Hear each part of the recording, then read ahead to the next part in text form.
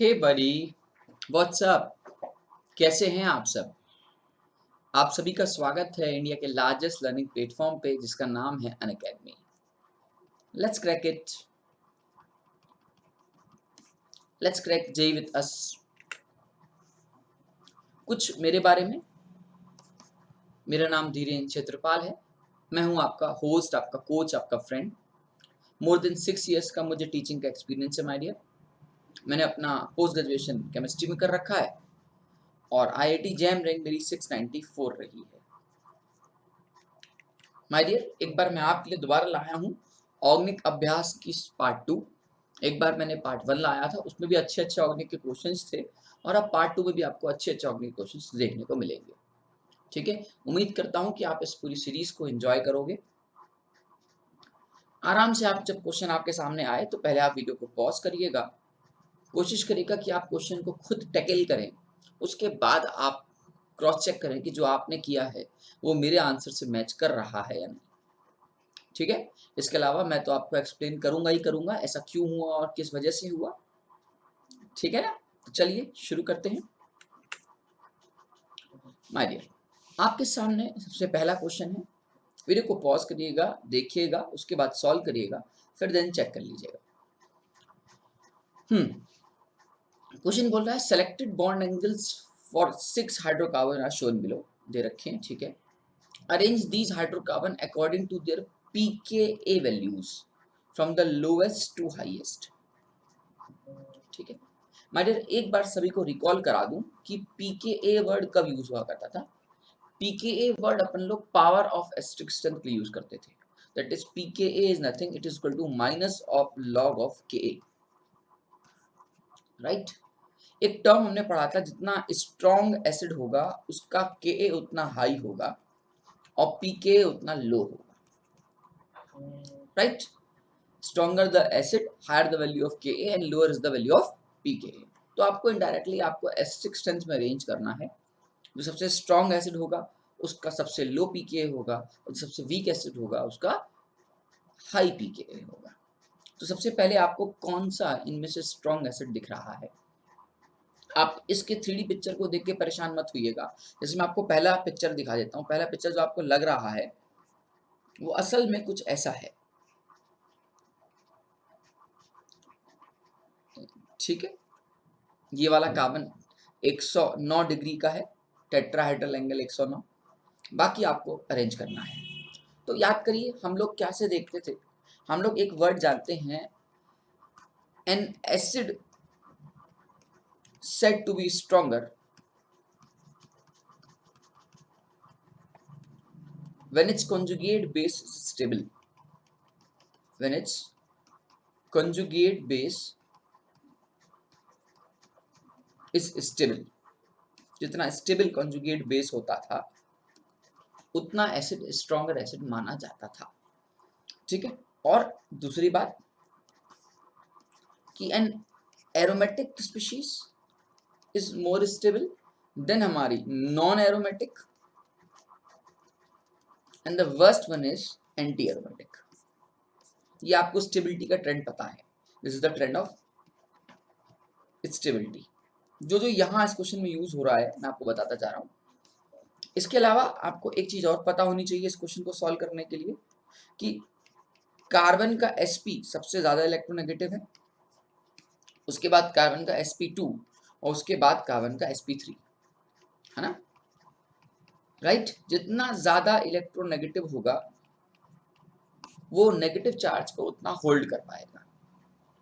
But पहले आप इस तरीके से देखेंगे और उसके बाद आप इस तरीके से देखेंगे। तो देखिए दोस्त, जब आप फर्स्ट वाले को लूज करोगे तो आपको एरोमेटिसिटी नजर आएगी, एक कुछ यहाँ पे, राइट। जबकि आप अगर ध्यान से देखो तो ये सिक्स्थ वाले को अगर आप लूज करते हो तो ये आपको एंटी एरोमेटिसिटी नजर आएगी। इसके अलावा और कहीं एरोमेटिसिटी एंटी एरोमेटिसिटी कंसेप्ट नहीं है, ठीक है। बाकी जगह सिर्फ नॉर्मल कंडीशंस हैं, ठीक है।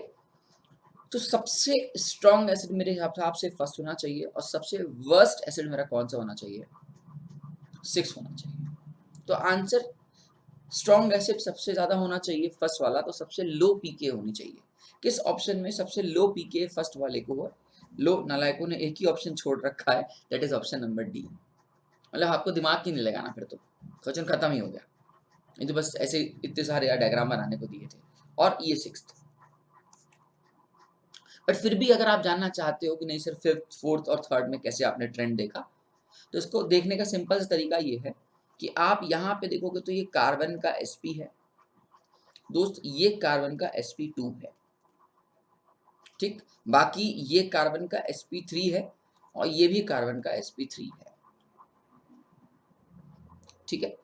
कार्बन का sp पे जब नेगेटिव आएगा तो s करेक्टर ज्यादा होगा, s करेक्टर ज्यादा होगा तो नेगेटिव चार्ज को होल्ड करने की पावर ज्यादा होगी। मतलब अगर मैं फर्स्ट को सबसे पहले रख रहा हूँ, सबसे स्ट्रॉन्ग एसिड मान रहा हूँ, तो और 6 को सबसे वीक मान रहा हूँ, तो फर्स्ट के बाद जो सेकंड स्ट्रॉन्ग एसिड आएगा वो कार्बन का आएगा, इसलिए कि फिफ्थ नंबर आपको पहले मिल रहा है, ठीक है, ओके। अच्छा, यहाँ पे एक कंट्राडिक्टरी है, देखो थर्ड को लेके और फोर्थ को लेके। फोर्थ की खासियत ये है कि थर्ड और फोर्थ में आपको ऐसा लगता था कि भाई थर्ड का ज्यादा होना चाहिए, लेकिन असल में फोर्थ का ज्यादा आ रहा है। असल में वो बोल रहा है कि फोर्थ ज्यादा स्ट्रॉन्ग एसिड है थर्ड वाले से। देखिए नो डाउट ये कार्बन का sp2 है, लेकिन यहाँ पे ये ब्रिज सिस्टम है। कौन सिस्टम है? ब्रिज सिस्टम है। और जब आप हाइड्रोजन निकालेंगे ना, जब आप हाइड्रोजन निकालेंगे तो जितना ज्यादा एंगल होता है उतना ज्यादा जितना थीटा होता है उतना ज्यादा एस करेक्टर होता है। तो अगर मैं यहाँ से निकालूंगा तो इसने एंगल दे रखा है कितने का? 108 के करीब का। तो यहाँ पे करेक्टर पे डोमिनेट हो गया थीटा, यहाँ पे एस करेक्टर पे डोमिनेट हो गया मेरा थीटा, इसलिए दोस्त फोर्थ को आगे रखा गया है और थर्ड को पीछे रखा गया है, ठीक है। और उसके बाद तो भाई आपको पता है एंगल का खेल है, यहाँ पे 128, 117, 115, जैसे जैसे एंगल घटता जाएगा वैसे वैसे नेगेटिव चार्ज को होल्ड करने की पावर घटती चली जाएगी।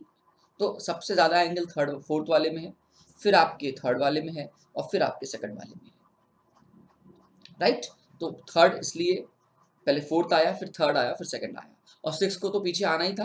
The reason behind of anti aromatic, ठीक है। तो सबसे पहले क्या देखना है? एरोमेटिक और एंटी एरोमेटिक करेक्टर, उसके बाद हाइब्रिडाइजेशन फैक्टर, और उसके बाद आपको थीटा फैक्टर, ठीक है। क्लियर कट है मेरी बात? आप समझ पा रहे हैं? तो ये बहुत बहुत अच्छा क्वेश्चन था, पहले क्वेश्चन बहुत अच्छा मिल गया। आप एंजॉय करेंगे पूरी सीरीज को, मुझे उम्मीद है। अच्छे अच्छे क्वेश्चंस मैंने इसमें डाल रखे हैं दोस्त, ठीक है। चलिए अब क्वेश्चन सेकंड क्या कहता है? क्वेश्चन सेकंड हमसे बोल रहा है कि पहले आप वीडियो पॉज करिएगा, उसको देखिएगा, आराम से करिएगा, बहुत लेंथी क्वेश्चन है ये, अच्छा समझाने लायक क्वेश्चन है ये, आप ट्राई करिए एक बार।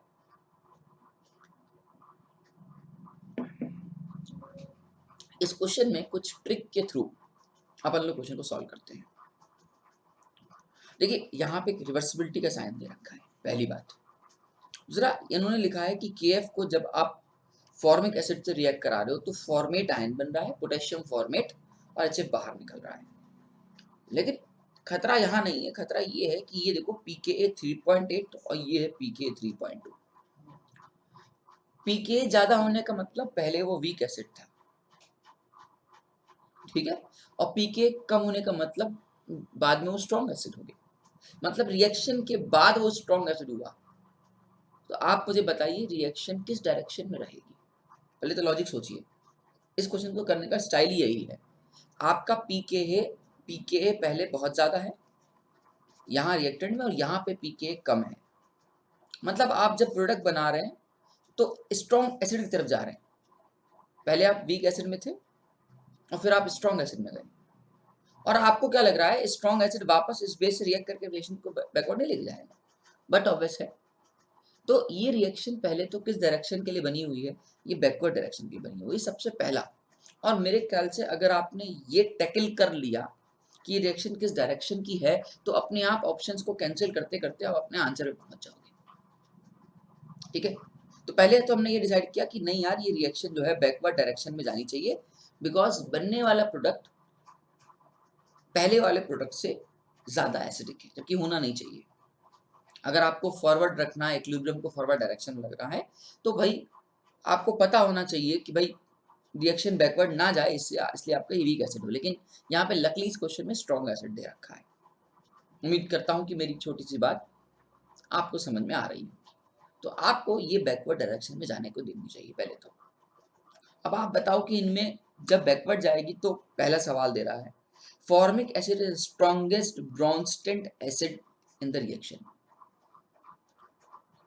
फॉर्मिक एसिड पूरे इन सभी में से क्या सबसे स्ट्रॉन्गेस्ट एसिड है? ना भाई, क्योंकि फॉर्मेट स्ट्रॉन्ग एसिड फॉर्मिक से तो ये HF ज्यादा स्ट्रॉन्ग है। तो पहला ऑप्शन तो काटो, है ना। And HF is the strongest Bronsted acid, हाँ भाई, तो ये ऑप्शन सही हो सकता है सेकंड, है ना। अब third, KF is the strongest Bronsted base in the reaction, ना भैया। क्यों क्यों ऐसा मैंने कैसे बोल दिया? देखिए, रिएक्शन किस डायरेक्शन में जाने वाली है? बैकवर्ड जाने वाली है। तो स्ट्रॉन्ग एसिड ये है, तो स्ट्रॉन्ग बेस भी ये है, ठीक है। तभी तो रिएक्शन ये बैकवर्ड जाएगी। अगर मैं ऐसे बोल दूं कि KF is the strongest Bronsted base, तो यहाँ पे वो कहानी खत्म हो जाएगी। आप ऐसे भी समझ सकते हो कि वीक एसिड का कंजुगेट बेस ज्यादा स्टेबल होता है। अगर कोई एसिड वीक एसिड है तो उसका बनने वाला कंजुगेट बेस स्ट्रॉन्ग होता है ना। ये हमने पढ़ा है ना acid conjugate base concept, pairs concept से। वीक एसिड का जो कंजुगेट बेस होता है वो स्ट्रॉन्ग होता है। कंजुगेट बेस जो होता है वो स्ट्रॉन्ग कंजुगेट बेस होता है, और स्ट्रॉन्ग एसिड का वीक कंजुगेट बेस होता है as per conjugate pair of acid and base, ठीक है। तो भैया थर्ड ऑप्शन भी हटा दो आप, बचा कौन सा? अब नेक्स्ट क्या है? हाँ, ये देखो KO2CH is the strongest base in the reaction, हाँ भाई, क्योंकि वीक एसिड का कंजुगेट बेस इसका क्या है? स्ट्रॉन्ग है, इसलिए डी सही है, ठीक है। The reaction favours the reactant, हाँ भाई, बैकवर्ड जा रही है तो रिएक्टेंट को फेवर कर रही है, ये भी सही है।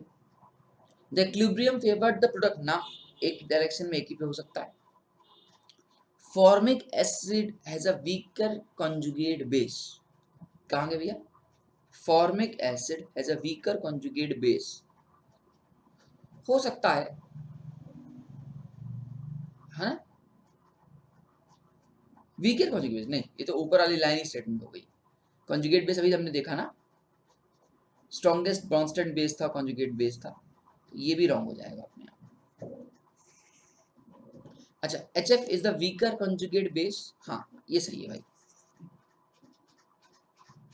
है ना, ये बात सही है ना। HF वीकर है तभी तो ये आपको जो है परेशान हो रहा है, ये बोल रहा नहीं भैया मुझे बैकवर्ड लेके जाओ।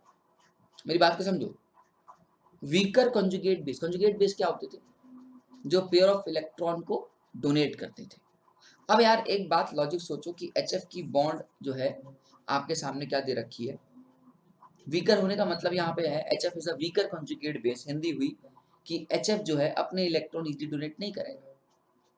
तो आपको पता है यार HF की बॉन्ड बहुत स्ट्रॉन्ग बॉन्ड होती है, हाइड्रोजन बॉन्डिंग होती है ना।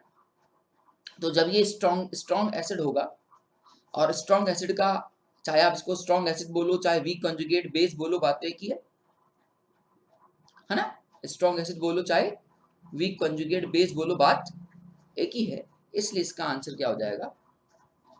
एक तो बी दिख रहा है, एक तो डी दिख रहा है, एक तो ई दिख रहा है, एक तो एच दिख रहा है, BDEH, that is option number D में ही इसका आंसर आ रहा है। ऑल्दो ये क्वेश्चन थोड़ा सा लॉजिक था, अच्छा क्वेश्चन था, आपके दिमाग लगाने वाला था, ठीक है, आपका दिमाग खाता ये क्वेश्चन, ठीक है। बट इन सब क्वेश्चन को टैकल करने के लिए मैंने क्या देखा, मैंने देखा रिएक्शन किस डायरेक्शन में जा रही है। जिस डायरेक्शन में रिएक्शन जाएगी उसी डायरेक्शन के रिस्पेक्ट में आप जवाब देना शुरू करोगे। अब देखो, अगर मान लो थोड़ी देर के लिए मुझे ये नहीं उल्टा होता, पीके यहाँ का मतलब लेफ्ट हैंड साइड का कम होता और राइट हैंड साइड का ज्यादा होता, तब ये फिर क्या होता, फॉर्मिक एसिड आपका स्ट्रॉन्ग एसिड बन जाता, जो कि अभी नहीं है, राइट ना। मेरी बात आप समझ पा रहे हो ना। तो ऐसे क्वेश्चन को टैकल करने के लिए आपका एक ही माइंड चलना चाहिए, दैट इज आप रिएक्शन के डायरेक्शन को मेजर करो, ठीक है। चलो, अब अगला क्वेश्चन क्या कह रहा है, decreasing order of their asterisk strength of different OH minus. Okay ठीक है, ये तो बहुत बेसिक क्वेश्चन है। हमारे पास एक कंसेप्ट पढ़ा है हमने, ऑक्सीजन का जो sp2 है वो ऑक्सीजन के sp3 से ज्यादा इलेक्ट्रोनेगेटिव होता है ना। मतलब H प्लस आयन लूज करने के बाद जो दर्द होगा वो H प्लस को नहीं होना चाहिए, उस O वाले को। तो एक काम करते हैं, पहले इसका एक मोनोटाइप डायग्राम बना लेते हैं, मतलब कुछ ऐसा कि यहाँ पे नेगेटिव लगा दें, इसमें यहाँ पे नेगेटिव लगा दें, इसमें यहाँ पे नेगेटिव लगा दें, और इसके लिए यहाँ पे नेगेटिव लगा दें। मैं जब भी क्वेश्चन करता हूँ ना, तो मेरा हमेशा क्वेश्चन करने का एक ही ट्रिक होता है, मैं देखता हूँ कि ऐसे क्वेश्चन में कॉन्जुगेट बेस की स्टेबिलिटी, जिसका कॉन्जुगेट बेस जितना ज्यादा स्टेबल उतना एसिड स्ट्रॉन्गर एसिड, ये चीज देखना होता है। तो भैया देखो इधर, यहाँ पे आपको दिख रहा है, यहाँ पे लूज करने के बाद इसको रेजोनेंस मिल रहा है, तो सबसे स्टेबल कॉन्जुगेट बेस कौन सा होगा, W का होगा। तो पहले एक काम करते हैं, C और D ऑप्शन को हटा देते हैं।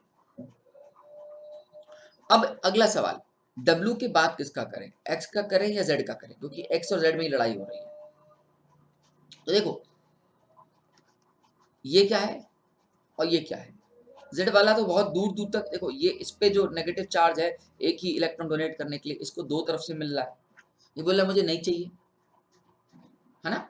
और यहाँ से अगर रिंग के रिस्पेक्ट में देखो तो रिंग इसको कहीं ना कहीं पाई बॉन्ड अल्टरनेट, अच्छा रेजोनेंस तो नहीं हो रहा है, तो ठीक है, ये है तो ऑक्सीजन का sp3, लेकिन लेकिन लेकिन इसको एक ही तरफ से डोनेशन वाला मिल रहा है, जबकि यहाँ पे दो दो जगह से मिल रहा है। ऑक्सीजन बोला है मैं क्या करूंगा नेगेटिव चार्ज, अल्काइल ग्रुप बोले नहीं यार मेरा डोनेट करने का काम है, तो कम से कम कौन कम दर्द दे रहा है, दैट इज X वाला। अब आप बोलोगे सर Y वाले के साथ क्या प्रॉब्लम है, Y वाले के साथ क्या प्रॉब्लम है, तो Y वाला भी एज अ इलेक्ट्रॉन डोनर का काम कर रहा है by the help of electron resonance की वजह से, इसलिए Y वाले को और Z वाले में आप एक बात कंपेयर करो तो सबसे ज्यादा आपको X वाला मिलेगा, ठीक है। W हो गया, W के बाद X, उसके बाद Y और Z में आपको सोचना था, तो आपने देखा कि यहाँ पे आप अगर इलेक्ट्रॉन क्लाउड्स गिराते हो तो मिलना मिलाना कुछ नहीं है, बट हाँ नो डाउट कि इसको जो है एक तरफ से खिंचाव मिल रहा है बेंजीन रिंग की तरफ से, और इसको उतना खिंचाव नहीं मिल रहा है, ये रिंग के ज्यादा पास है तो रिंग इसको अपनी तरफ विड्रॉ करने की कोशिश कर रही है।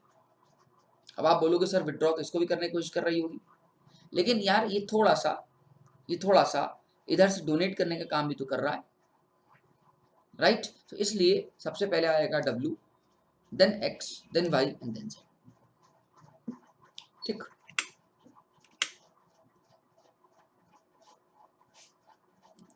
अगला बोल रहा है कि इनके सेट में हमको इनकरेक्ट बताना है, याद रखिएगा इनकरेक्ट। देखिए बेस के टर्म में हम लोग क्या देखते हैं, हम लोग देखते हैं कि बेस कितनी जल्दी H प्लस आयन को एक्सेप्ट करेगा, और वो कोशिश रहती है कि वो बेस जो हो लोकलाइज्ड बेस हो। आप देख सकते हैं पहले वाले ऑप्शन में ये जो लोन पेयर है वो यहाँ पे भी बिजी है, यहाँ पे बिजी है, बहुत बिजी है भैया। इसमें वाले में ये लोन पर रेजोनेंस बिजी है, जबकि ये खाली है। तो सबसे अच्छा बेस कौन सा हुआ, ये वाला हुआ, सही दे रखा है, इसके बाद ये हुआ और उसके बाद ये हुआ, मतलब ये ऑप्शन तो जगह सही है, मतलब ये ट्रेंड सही है, लेकिन हमसे इनकरेक्ट बोला है तो ये ऑप्शन तो नहीं होगा, राइट। इधर आ जाओ, ये नाइट्रोजन का sp3, ओके, ये नाइट्रोजन का sp2, ये नाइट्रोजन का sp2, बट ये इन्वॉल्व इन द रेजोनेंस। तो बोलेगा भैया मैं तो बहुत बिजी हूँ, मैं तो नहीं आ रहा, मैंने कहा मत आओ। और ये नाइट्रोजन का sp3 है, कह रहा भैया ठीक है मेरे पास जो है इजिली इलेक्ट्रॉन एक्सेप्ट करने की टेंडेंसी होती है, ठीक है ना, मेरी बात समझ में आ रही है, ओके। तो इसलिए ये भी अपनी जगह सही है, नाइट्रोजन का sp3, उसके बाद नाइट्रोजन का sp2, एंड उसके बाद सबसे लीस्ट, तो ये भी अपने का ट्रेंड सही है, मतलब ये आंसर नहीं हो सकता। अब इधर देखो ये साफ साफ आंसर दिख रहा है, अभी बात हुई कि ये रेजोनेंस में इन्वॉल्व है और ये रेजोनेंस में इन्वॉल्व नहीं है, लेकिन तब भी इन्होंने सी को मतलब ईस्ट को से आगे किया है, जो कि पॉसिबल नहीं है, मतलब यही आंसर हो सकता है क्योंकि ये ट्रेंड रॉन्ग दिख रहा है। चलो ट्रेंड डी भी चेक कर लेते हैं। ट्रेंड डी में यार आपके पास OCH3 है, ये डोनेट करेगा, अच्छी बात है इसके लिए, और ये विड्रॉ करेगा, इसके लिए बुरी बात है, क्योंकि नाइट्रोजन पे भर भर के इलेक्ट्रॉन डेंसिटी होनी चाहिए। इसलिए आपका सबसे अच्छा तो ठीक है, ये भी ट्रेंड सही है, मतलब ये भी आंसर नहीं हो सकता। तो बचा मेरे पास एक ही आंसर दोस्त, और वो है हमारा आंसर सी। यही आपका रॉन्ग ट्रेंड दे रखा है, ठीक है। चलिए अगला क्वेश्चन क्या दे रखा है, ट्राई करिए इस क्वेश्चन को।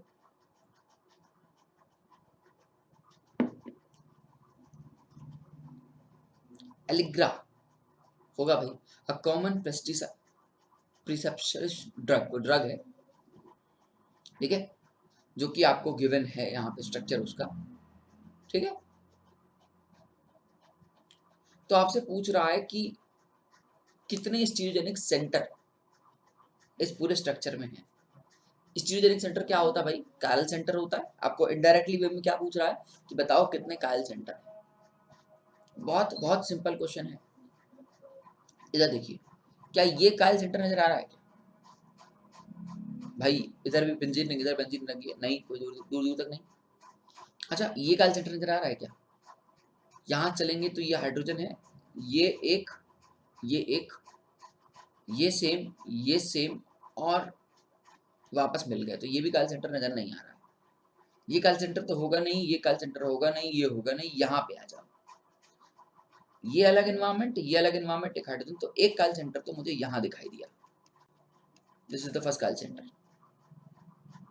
बाकी बाकी यहाँ पे आ जाओ, तो ये भी कोई कायल सेंटर नजर नहीं आ रहा, क्योंकि CH3 CH3 सेम हो जाते हैं। तो एक ही कायल सेंटर पूरे गिवन स्ट्रक्चर में दिख रहा है, इसलिए ऑप्शन क्या हो जाएगा?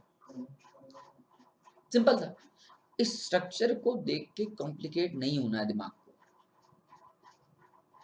ठीक है। स्ट्रक्चर को देख के दिमाग को कॉम्प्लिकेशन नहीं देनी है, ओके। मेरी बात समझ आ रही है? चलिए क्वेश्चन नंबर 6 क्या बोल रहा है, the stable form of trans 1,4 dimethyl cyclohexane. Trans का आपको स्टेबल फॉर्म बताना है। देखिए बहुत बहुत सिंपल क्वेश्चन है। एक कंसेप्ट आपको यहाँ पे समझा देता हूँ कि याद रखिएगा, हर स्पीशीज इक्वेटोरियल बॉन्ड पे रहना चाहती है रेदर देन एक्सियल बॉन्ड। अगर मैं साइड की बात करूँ तो इक्वेटोरियल बॉन्ड ज़्यादा स्टेबल होती है एक्सियल बॉन्ड से, और जैसे जैसे क्राउडिंग बढ़ती जाती है वैसे वैसे स्पीशीज इक्वेटोरियल बॉन्ड की तरफ जाता है। क्या बोला? जैसे जैसे क्राउडिंग बढ़ती जाती है वैसे वैसे स्पीशीज इक्वेटोरियल बॉन्ड की तरफ जाता है, राइट? मेरी बात समझ आ रही है? तो क्राउडिंग कहाँ बढ़ रही है? सब जगह मिथाइल की मिथाइल है। अब देखो यहाँ पे दोस्त, ये एक्सियल पे है, ये इक्वेटोरियल पे है, हटा दो। ये एक्सियल पे, ये एक्सियल पे, एकदम हटा दो।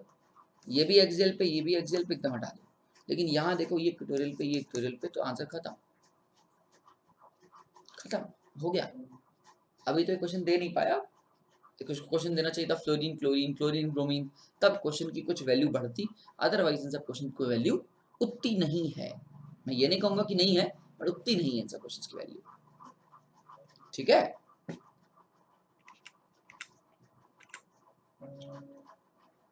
चलिए ये क्वेश्चन अच्छा हो सकता है। बोल रहा है एन ऑप्टिकली एक्टिव कंपाउंड, इसके बारे में कुछ बताना है कि कौन सा ट्रेंड सही हो सकता है ना। ये एक ऑप्टिकली एक्टिव कंपाउंड है हैविंग कायल सेंटर। कायल सेंटर तो नजर नहीं आएगा, सारे sp2 हैं, हटा दो, ये ऑप्शन हटाइए। ऑप्टिकली इनएक्टिव, ऑप्टिकली इनएक्टिव का मतलब होता है कि या तो उसके अंदर पीओएस हो। अब देखो दोस्त, तुम्हें ये थोड़ा इधर ध्यान देना कैमरे में, इधर ये आपको ऐसे लग रहा है, ये अगर मैं ऐसे नहीं है, ऐसे थोड़ा सा टिल्ट होता है। तो अगर आपको लग रहा है कि इसके अंदर पीओएस है, तो इसके अंदर प्लेन ऑफ सिमेट्री नहीं है, ना ही इसके अंदर पीओएस होती है और ना ही इसके अंदर सीओएस होती है, तो ये ऑप्शन नहीं होगा, है ना। मीजो कंपाउंड क्या होते थे, कायल सेंटर भी हो, प्लेन ऑफ सिमेट्री भी हो, मतलब ही नहीं है। हाँ ये देखो सही दिख रहा है, an optically active compound without having chiral centre. This is the right answer. Simple था, बहुत सिंपल था क्वेश्चन, है ना। ओके, क्वेश्चन का ट्रेंड बस आप देखो, क्वेश्चन का डिफरेंस देखो, कैसे डिफरेंट डिफरेंट क्वेश्चन हम लोग कर रहे हैं। ठीक है, आपको इस बहाने सारे अच्छे अच्छे क्वेश्चंस की प्रैक्टिस हो जाएगी। ठीक है,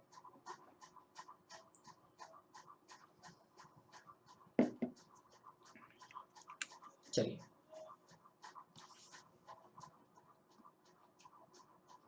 क्वेश्चन नंबर 8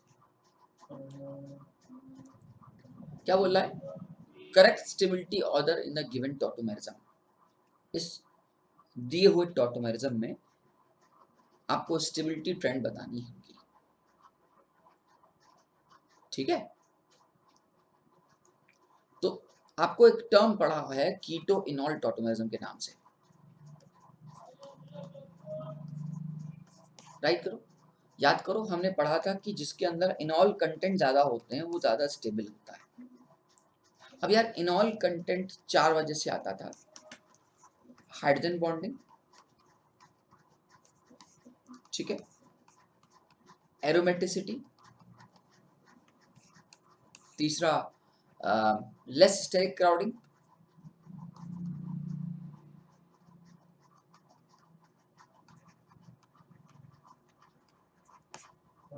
ठीक है, और चौथा स्टेबिलिटी फैक्टर। ठीक है, या इसको कंजुगेशन फैक्टर बुला सकते हो, ये आपको मिल जाए तो आपका इनॉल कंटेंट ज्यादा स्टेबल है। अब देखिएगा ध्यान से कि जब आप कीटो से इनॉल फॉर्म में जा रहे हो, पहले देखो ट्रेंड देखो, पहले ही अपने इनॉल फॉर्म में था, फिर ये अपने कीटो फॉर्म में आया, कीटो से फिर इनॉल में गया। ठीक है, और ये रिवर्सिबिलिटी का साइन है, ध्यान दीजिएगा। इसमें कोई भी ऐसी कोई कंडीशन फॉलो हो रही हो तो मैं बोलूँ कि नहीं इनॉल फॉर्म ज्यादा स्टेबल है। आंसर देखो, ना तो उसको हाइड्रोजन बॉन्डिंग मिल रही है, ना तो उसको एरोमेटिसिटी मिल रही है, स्टेरिक क्राउडिंग इवन बढ़ी जा रही है, और कॉन्जुगेशन का कोई दूर दूर नाता नहीं है। तो इसलिए इसका जो कीटो फॉर्म है दोस्त, इसके इनॉल फॉर्म से ज्यादा स्टेबल होगा, इसलिए सेकंड सबसे पहले आएगा। अब बात आती है इनॉल फॉर्म में भी इसने दो दे रखे हैं, एक फर्स्ट और एक थर्ड। तो दोस्त आप देख पा रहे हो कि फर्स्ट वाले में जो डबल बॉन्ड है वो ब्रिज के साथ लगा है, और एक ब्रिज रूल हमने कभी पढ़ा था कि डबल बॉन्ड कभी भी ब्रिज के कार्बन के साथ नहीं होना चाहिए, ये ब्रिज के सेंटर्स कहलाते हैं, कार्बन कहलाते हैं। डबल बॉन्ड यहाँ पे है तो सबसे वर्स्ट कौन सा हो जाएगा, फर्स्ट। सबसे स्टेबल कौन सा हो जाएगा, थर्ड, सॉरी सेकंड। तो second, then third, then first, कौन से ऑप्शन में है, डी ऑप्शन में है, राइट। कर लेंगे आप ऐसे क्वेश्चंस पक्का। चल नाउ द क्वेश्चन नंबर 9, बहुत ही प्यारा क्वेश्चन, बहुत ही classic question, try this one.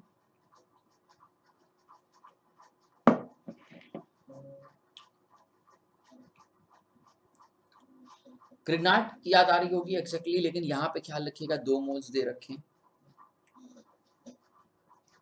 देखिए ये डबल बॉन्ड यहाँ पे ऐसे दे रखा है और यहाँ बी आर दे रखा है। सबसे पहले मैग्नीशियम का इंसर्ट कराइए by the using dry ether, तो ये आपका बन जाएगा MgBr, ठीक है। और ये वाला पार्ट पार्शली पॉजिटिव, ये वाला पार्ट पार्शली नेगेटिव, तो आप बॉन्ड यहाँ से ब्रेक करोगे और इतना वाला हिस्सा कैसे काम करेगा, एज अ न्यूक्लियोफाइल काम करेगा कि नहीं, मेरी बात समझ में आ रही है। एग्जैक्टली जब ये एज अ न्यूक्लियोफाइल काम करेगा तो जो नेगेटिव चार्ज है, ये इसके 2 मोल्स दे रखे हैं तो दूसरे मोल को बना लो भैया ऐसे,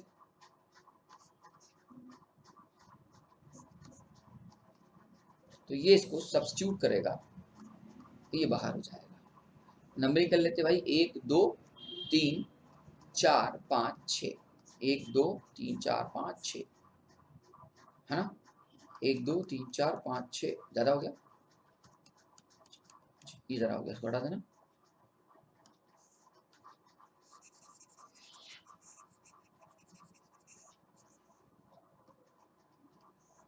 एक 2 3 4 5 3 4 5 6, ठीक है। एक डबल बॉन्ड यहाँ है और एक डबल बॉन्ड यहाँ है, किस स्ट्रक्चर में है? ये देखो, ये 1 2 3 4 5 6 टंग टंग, ऑप्शन बी। बहुत सिंपल टुच्चा क्वेश्चन था, एकदम गिरा हुआ। ठीक है, मतलब आपको एक बार पता चल गया ना, तो ये क्वेश्चन बहुत इजी हो जाते हैं टैकल करने के लिए, है ना। Next is question number 10th।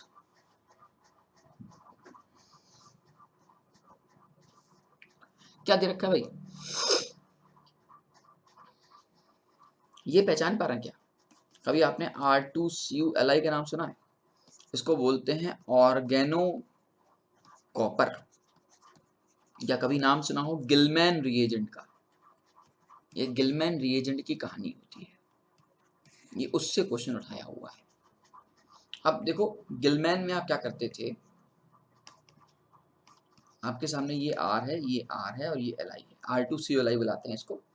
Lithium positive charge में होता है और यहाँ नेगेटिव चार्ज होता है, तो मेटल पे नेगेटिव अच्छी बात नहीं होती दोस्त, इसलिए यहाँ से ना ये R माइनस खाली होता है, या यूँ कहूँ कि this is the best source for R minus, है ना। और अगर आपके सामने कोई यहाँ पे RBr है, तो आपको और कुछ नहीं करना, सब्स्टिट्यूशन करना है इसको। तो this is the basic reaction take place.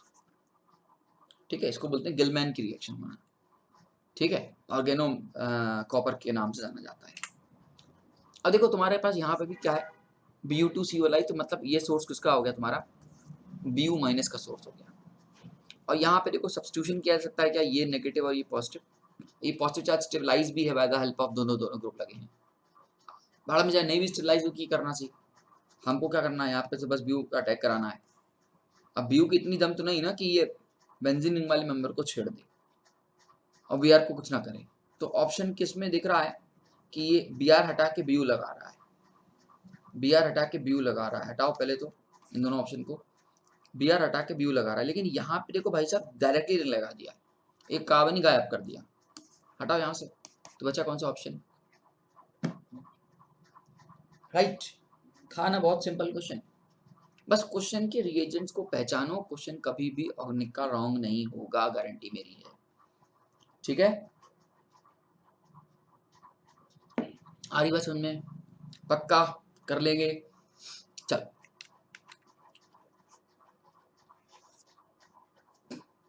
Question number 11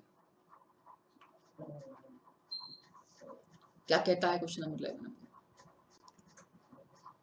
question number 11 में आपके सामने फिर से ग्रिग्नार्ड दे रखा है। अरे यार, इसको दिया है और ए बनाया है और बोला है ए एक अल्कोहल, हमको बताइए। ठीक है, लेकिन आगे लिख दिया है an alcohol can also be obtain bye, इनमें से किस, इसके अलावा कौन कौन से और जगह से अल्केन ऑब्टेन किया जा सकता है। तो देखो, पहले तो ये बेसिक्स रिएक्शन को समझो। ये OR है, आप जब R डैश लिख देते हैं, इसको MgX डालते हो ना, तो ये वाला पार्ट पार्शली पॉजिटिव, ये वाला पार्ट पार्शली नेगेटिव। इस पे ये अटैक, ये बॉन्ड यहाँ से खुला, ये O नेगेटिव, ये OR, ये OR और यहाँ आया R डैश। ठीक है, बट इसके रिपल्जन की वजह से तुरंत ये बाहर निकल जाता है और C double bond O R dash और OR मिलता है। ठीक है, बट इसके अलावा अभी भी है हमारे पास, एक्सेस भी दे रखा है, तो C double bond O OR, फिर से आपने R डैश MgX से रिएक्शन कराया, ये वाला पार्ट पार्शली पॉजिटिव, ये वाला पार्ट पार्शली नेगेटिव, और इसका अटैक फिर से यहाँ पे, ये बॉन्ड फिर से खुला, ये R डैश, ये R डैश, ये OR, खुल के C double bond O R dash और R डैश।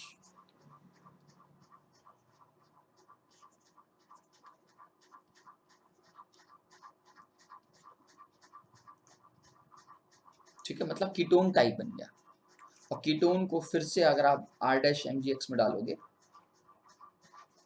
तो फाइनली 3 डिग्री अल्कोहल मिलेगा। इनडायरेक्टली वे में यार तुम्हें ये जो है 3 डिग्री अल्कोहल है, जो उसका नेचर दे रखा है। क्या कर रहा है यार, है ना। मतलब तुम्हारा जो ए टाइप ट्रेंड है वो कुछ ये है, CH3 CH3 CH3 और OH। अब इनडायरेक्टली मुझे बताओ कि इनमें से कौन सा कंपाउंड, कौन सा रिएक्शन 3 डिग्री अल्कोहल दोबारा दे सकता है। एस्टल्डिहाइड ग्रिग्नार्ड से जाता है तो बेटा ये 2 डिग्री अल्कोहल देता है। Formaldehyde 1 degree alcohol, acetaldehyde 2 degree alcohol, ketone 3 degree alcohol, ऐसे चलता था। और एस्टर 3 डिग्री अल्कोहल। तो देखो एक कीटोन दिख रहा है, ये तुम्हें 3 डिग्री अल्कोहल दे देगा, और देखो एक एस्टर है, ये भी तुम्हें 3 डिग्री अल्कोहल दे देगा। मतलब बी एंड सी तो किस ऑप्शन में है, ऑप्शन डी में है, इसलिए इसको ट्रेंड को ट्रिक करके आगे निकल जाना चाहिए, और इसी में भलाई भी है। ठीक है, पक्का कर लेंगे ना, दैट्स नाइस। चलिए अब आते हैं क्वेश्चन नंबर 12 की तरफ। क्या कहता है क्वेश्चन नंबर 12? आप वीडियो को पॉज करिए, सोचिए क्या करना चाहिए इस क्वेश्चन में और कैसे इसको एग्जीक्यूट करना चाहिए। बहुत सिंपल क्वेश्चन है। Br2 यूवी लाइट दे रखा है, हमसे मोनो ब्रोमो डेरिवेटिव बनाना है। मतलब मोनो ब्रोमो डेरिवेटिव का मतलब होता है एक बार ब्रोमिनेशन करना। ठीक है, कर लेंगे, ठीक है कर लेंगे, कोई टेंशन नहीं है। The number of possible mono bromo product is, कितने ब्रोमो प्रोडक्ट पॉसिबल हो सकते हैं। तो ठीक है बना लेते हैं। मेजर माइनर तो नहीं पूछा ना, एक्सक्लूडेड द स्टीरियोआइसोमर्स, मतलब उसके कायल सेंटर को देख के परेशान नहीं होना है। अगर कायल सेंटर दिख रहा है तो एक CH2Br यहाँ आएगा, पहला ऑप्शन ये हो सकता है। दूसरी पॉसिबिलिटी है Br यहाँ आएगा। तीसरी पॉसिबिलिटी, रिपीट नहीं होना चाहिए बस, यहाँ आएगा। चौथी पॉसिबिलिटी है Br यहाँ आएगा। बेंजीन बनाने की जो आदत है ना गंदी हो गई है। छठवीं पॉसिबिलिटी यहाँ आएगा, ओ सॉरी पांचवी पॉसिबिलिटी यहाँ आएगा। 1 2 3 4 5। अब इसके बाद अगर मैं यहाँ ले आता हूँ तो ये इससे मैच कर जाएगा, और यहाँ ले आता हूँ तो ये इससे मैच कर जाएगा। मतलब और पॉसिबिलिटी नहीं नजर आ रही है। तो 3 तो मैं यहाँ और 2 यहाँ, मतलब 5। 5 किस ऑप्शन में है, बी ऑप्शन में है, टिक कर दिया। लेकिन अगर उसने बोला होता ना कि भाई मेरे तुम्हें एक से ज्यादा इंक्लूडिंग स्टीरो देना है, तो बहुत सारे आंसर आते हैं, क्योंकि उस टाइम काइरल सेंटर भी पैदा होने की चांसेस होती। ठीक है, कमेंट करना इस क्वेश्चन को कमेंट बॉक्स में, और मुझे रिप्लाई देना कि अगर ये इंक्लूडिंग स्टीरियो आइसोमर होता तो क्या आंसर होता। आपसे पूछता कि इसमें स्टीरियो आइसोमर के टर्म्स में बताइए, तो आप क्या आंसर देते। ठीक है, मैं आपका कमेंट बॉक्स में इंतजार करूंगा। कुछ नहीं करना होता है, कायल सेंटर देखना होता है। जहां पे भी आपको कायल सेंटर दिखता है वहां पे एक R और एक S, मतलब एक D और एक L, दो पॉसिबिलिटीज बढ़ जाती है। राइट, जब भी कभी भी कायल सेंटर देखोगे तो दो पॉसिबिलिटी तुम्हारे सामने बढ़ जाएंगी। तो देखना किसमें पॉसिबिलिटीज बढ़ रही हैं, कितनी बढ़ रही हैं। ठीक है, चलो अगला क्वेश्चन क्या है, क्या दे रखा है, MMPP। अच्छा ठीक है, मैग्नीशियम मोनोपरऑक्सीथैलेट। मैग्नीशियम मतलब Mg2+। पहले इसका स्ट्रक्चर बनाते हैं, बनाए आयनिक फॉर्म बना लेते हैं। मोनो मतलब एक, परऑक्सी, एक परऑक्सी लगा है किसके अंदर, थैलेट के अंदर। थैलेट कहाँ से आया होगा भैया, थैलिक एसिड से आया होगा। और सीधे सीधे भाषा में अगर मैं ऐसे बना दूं तो बुरा नहीं मानोगे, COH पे नेगेटिव लगा देता हूं, है ना। बाकी ये जब इस फॉर्म में होगा नेगेटिव तो कुछ ऐसे होगा। इनडायरेक्टली वे में तुम्हारे लिए यार ये परऑक्सी एसिड्स हैं, क्या है, परऑक्सी एसिड्स हैं, और परऑक्सी एसिड्स याद करो, जब भी इनका मैकेनिज्म टेक प्लेस होता था तो आपने कभी पढ़ा हो परऑक्सी एसिड्स के बारे में, तो जब भी किसी अल्कीन पे अटैक करते थे तो अल्कीन हमारी एज ए न्यूक्लियोफाइल काम करती थी और ये एज ए हमारी इलेक्ट्रोफाइल काम करती है। ये अपने इलेक्ट्रॉन क्लाउड्स यहाँ देती है, यहाँ और ये इधर, मतलब ये वहाँ जाके अटैक करवाती है जहाँ पे इलेक्ट्रॉन डेंसिटी ज़्यादा होती है ना, क्योंकि न्यूक्लियोफाइल में भर भर के इलेक्ट्रॉन डेंसिटी होगी, मतलब अल्कीन में, तो ये एज ए इलेक्ट्रोफाइल आते हैं और ये वहाँ जाते हैं जहाँ पे हमारे पास भर भर के इलेक्ट्रॉन डेंसिटी होती है। तो आप मुझे बता दो बस यार दोस्त, एक ये है एक ये है, तो कहाँ इलेक्ट्रॉन डेंसिटी ज़्यादा है, नंबर 1 वाली पोजीशन पे या नंबर 2 वाली पोजीशन पे?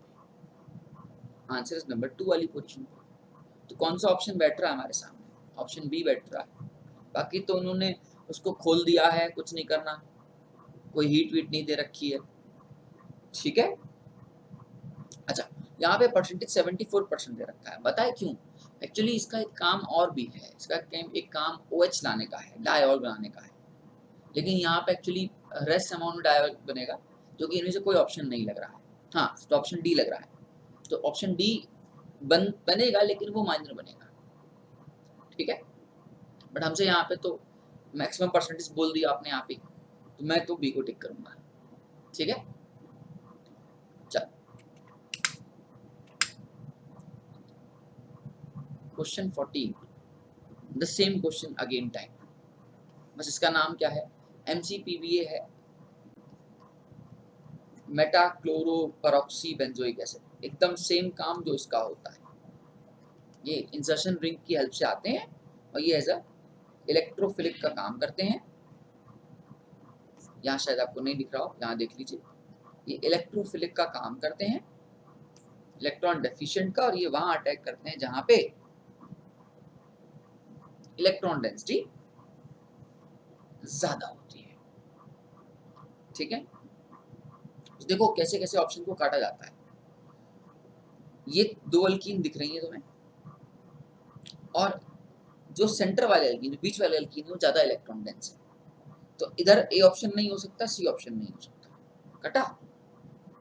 सी में क्या कर रहा है, इंसर्शन भी करा रहा है, एक्चुअली इसका काम एक और भी होता है, इसका काम इंसर्शन कराने का भी होता है, ठीक है। बट इंसर्शन नहीं कराना हमको, यहाँ पे एक्सेस में नहीं दे रखा, जब वो एक्सेस में मेंशन करेगा तब हम इंसर्शन के लिए सोचेंगे, पहले हम इसका एज इलेक्ट्रोफिलिशन करते हैं, उसके बाद इंसर्शन करते हैं। तो एक ही ऑप्शन तुम्हारे पास सामने बचता है, जो कि ऑप्शन नंबर बी है, इसलिए आगे टिक करके निकल जाओ, है ना। क्लियर कट, मेरी बात आप समझ पा रहे हैं? बहुत ही सिंपल क्वेश्चन था, ऐसे क्वेश्चन कभी कभी एग्जाम में आ भी जाते हैं, ठीक है। रेडी रहिएगा ऐसे टाइप के क्वेश्चंस के लिए।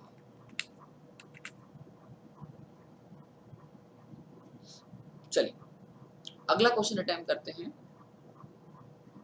अगले क्वेश्चन में इन्होंने, पहले आप ट्राई करिएगा, ठीक है, आप ट्राई करिएगा। अगले क्वेश्चन में इन्होंने दे रखा है साइक्लिक ऑस्टिमेट ईस्टर का कोई कॉम्प्लेक्स है जो पायरिडीन से रिएक्ट कर रहा है, पायरिडीन की प्रेजेंस में है, ठीक है। अच्छा ठीक है, और फिर इसमें पानी वानी डाल रखा है। मैं आपको एक रिएक्शन समझा देता हूँ पहले। कभी भी किसी अल्कीन को जब आप ऑस्मियम टेट्रा हाइड्रोक्साइड से डालते हो ना, तो ऑस्मियम टेट्रा हाइड्रोक्साइड कुछ ऐसा होता है, और ये ना अपने इलेक्ट्रॉन क्लाउड्स को लेके इंसर्ट कराता है, फॉलोड बाय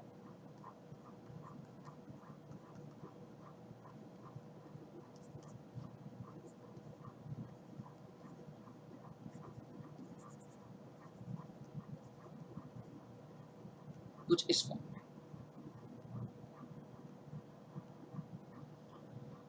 ठीक है। इसके अलावा अब आप क्या करते हो, पानी डालते हो ना, तो ये डायऑल्स बनाते हैं, ये बॉन्ड ब्रेक होते हैं, कह सकते हो कि ये डायऑल्स का सिचुएशन है। तो आपको ना इसको देख के घबराना नहीं है, यहाँ पे मतलब कभी ना कभी कुछ ऐसा रहा होगा। अगर मैं इसके स्ट्रक्चर को ड्रॉ करूं, तो बस ये कभी कभी परेशान करने के लिए दे देते हैं कि बच्चे जो हैं डर जाएं, वो ऐसे रहा होगा स्ट्रक्चर, ठीक है। और ये एक इंटरमीडिएट बीच की सिचुएशन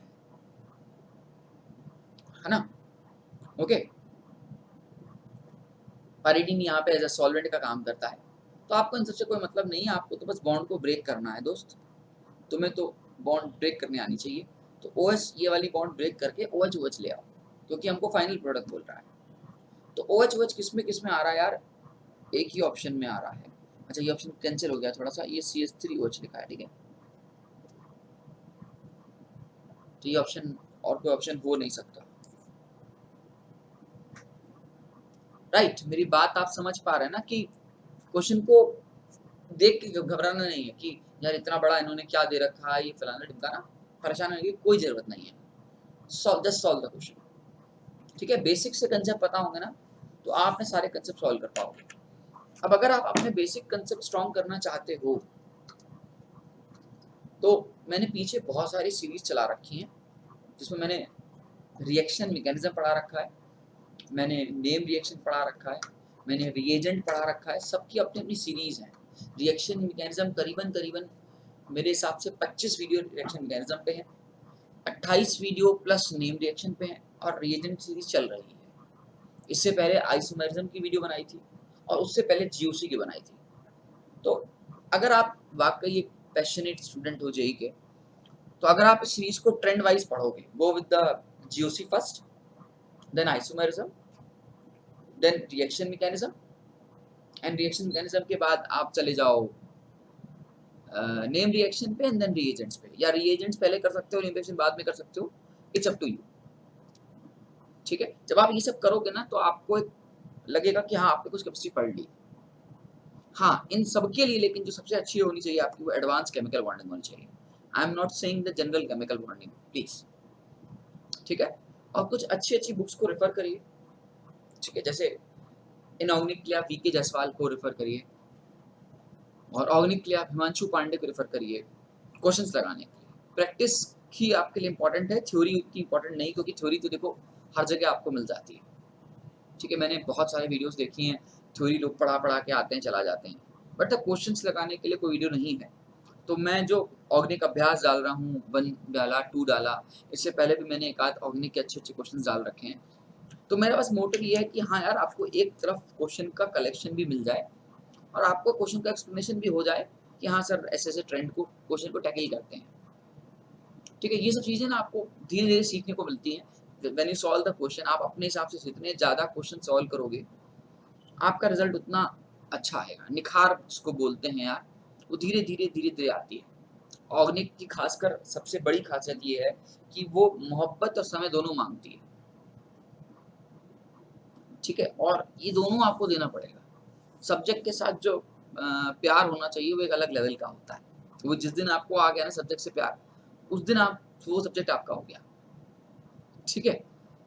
तो जैसे ये सब क्वेश्चन आते हैं तो ये पानी बूंद बराबर लगता है, पता नहीं क्या दे रखा है, कोई टेंशन नहीं है।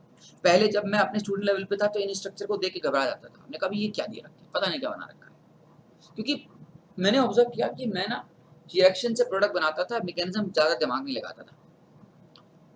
तो बाद में रियलाइज हुआ कि नहीं यार, एज ए स्टूडेंट लेवल पे मुझे रिएक्शन भी करनी चाहिए। तो फिर जब मैंने रिएक्शन की मैकेनिज्म के साथ सीखा ना, तो वो चीज़ हमको समझ में आने लग गई कि अच्छा वो एक बीच की सिचुएशन देख के फंसा देते हैं।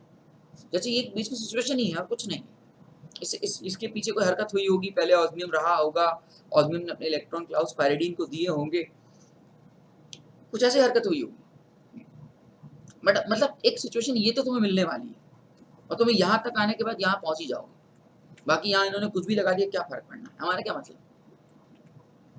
मेरा मोटिव आपको ये है कि मैं आपको क्वेश्चन को जब सॉल्व कराऊं तो आपको बता सकूं यार ऐसी सिचुएशन में टैकल में ऐसे करते हैं, ठीक है। चलिए अब क्वेश्चन नंबर 16 देखिएगा। आप बिलीव नहीं करेंगे, ये बहुत ही उम्दा क्वेश्चन है, बहुत ही उम्दा क्वेश्चन। आप इसको ट्राई करिए,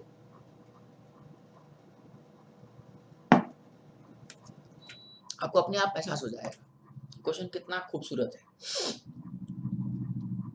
सभी ने सब्स्टिट्यूशन खूब पढ़ा होगा, फ्री रेडिकल सब्स्टिट्यूशन खूब पढ़ा होगा, लेकिन सारा तब भी क्वेश्चन रॉन्ग करके चले आते हैं बच्चे।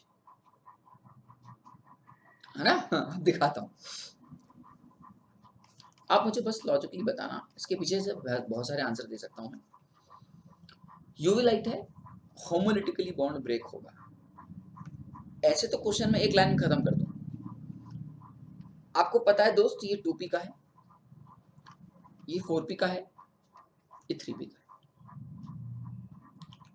आप मुझे बताओ कौन सी बॉन्ड इजीली तोड़ पाओगे।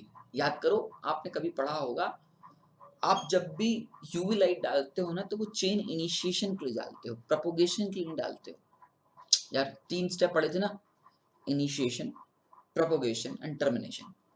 इंपॉर्टेंट जो, अगर आपसे कोई पूछता है कि यूवी लाइट किस स्टेप के लिए मोस्ट इंपॉर्टेंट है, जो आप लिख देते हो ना एच यूवी लाइट, तो किस इंपॉर्टेंट स्टेप के लिए होती है? पहले स्टेप के लिए ही होती है। रेडिकल का फॉर्मेशन होने के लिए ही आप यूवी लाइट को यूज करते हो, राइट। अब आपने यूवी लाइट को यूज की कुछ चौड़ में, तो आप मुझे बताओ पर्सनली कौन से बॉन्ड को आप इजीली ब्रेक कर पाओगे, 2p 3p को या 2p 4p को? आंसर इज किसकी ओवरलैपिंग ज्यादा अच्छी होगी? आंसर इज 2p 3p की ओवरलैपिंग ज्यादा अच्छी होगी। इसलिए जब आप बॉन्ड का क्लीव करोगे तो आप हमेशा इस बॉन्ड को क्लीव करोगे,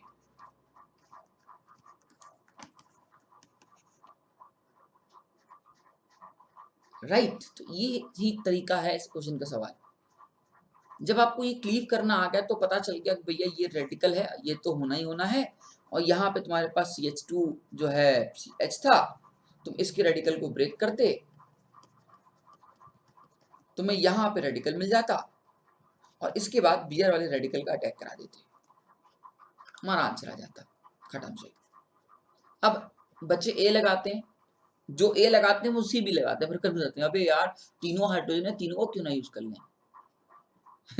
ठीक है, क्योंकि यहाँ पे मोनोक्लोरिनेशन तो दिया नहीं है, तो अगर तुम ए लगाओ तो अच्छा है, सी लगाओ। इसलिए मत लगाना। और दूसरे में Br भी लगाते हैं, फिर Cl भी लगाते हैं, मतलब उनको लगता है एक रेडिकल यहाँ से आया, फिर जो दूसरा रेडिकल है वो जाएगा अटैक करने। अरे वहां पे ऑलरेडी इतनी ज्यादा स्टेरिक क्राउडिंग हो जाएगी कि वो दोबारा अटैक नहीं करेगा, है ना। ओके, मतलब ये जो सिचुएशन आप देख रहे हो ना, ये बहुत ड्रास्टिक सिचुएशन है अगर आप इस सिचुएशन के बारे में सोच रहे हो तो। ठीक, अच्छा क्वेश्चन था, उम्मीद करता हूँ कि आपने इस क्वेश्चन को समझा होगा, मेरी बात को बहुत ज्यादा डेप्थ में नहीं जाना, बस आपको ये पता होना चाहिए कौन सा रेडिकल में इनिशिएट करता है, क्योंकि उसी के बाद प्रोपोगेशन होता है। और जब एक बार ईल्ड बन जाती है तो स्टेबल ईल्ड बन जाती है, तो फिर आप दोबारा ब्रेक करने की नहीं सोचोगे। तो यहाँ पे लिखा भी है नो रिंग सब्स्टिट्यूशन, रिंग के साथ सब्स्टिट्यूशन नहीं होना चाहिए, राइट। चलिए क्वेश्चन 17, बहुत सिंपल क्वेश्चन है, बहुत सिंपल क्वेश्चन है ये, ठीक है। क्या कहता है ये क्वेश्चन?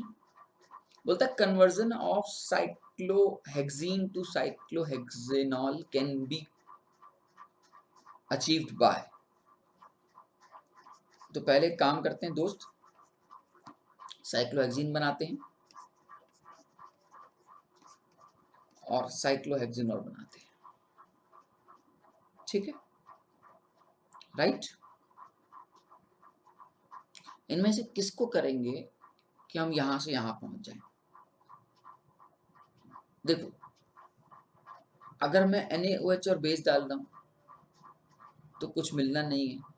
क्यों नहीं मिलना है? तो बोलोगे ये कैसे आपने कह दिया कि नहीं मिलना है? यार ये एक बेस है और यहाँ पे उसका सोल्यूशन पड़ा है, जरूरत नहीं है बेस के सोल्यूशन को एंट्री मारने की, क्योंकि यहाँ पे ऑलरेडी इलेक्ट्रॉन डेंसिटी खूब ज्यादा है, क्योंकि OH माइनस डायरेक्ट इस पर अटैक करेगा नहीं,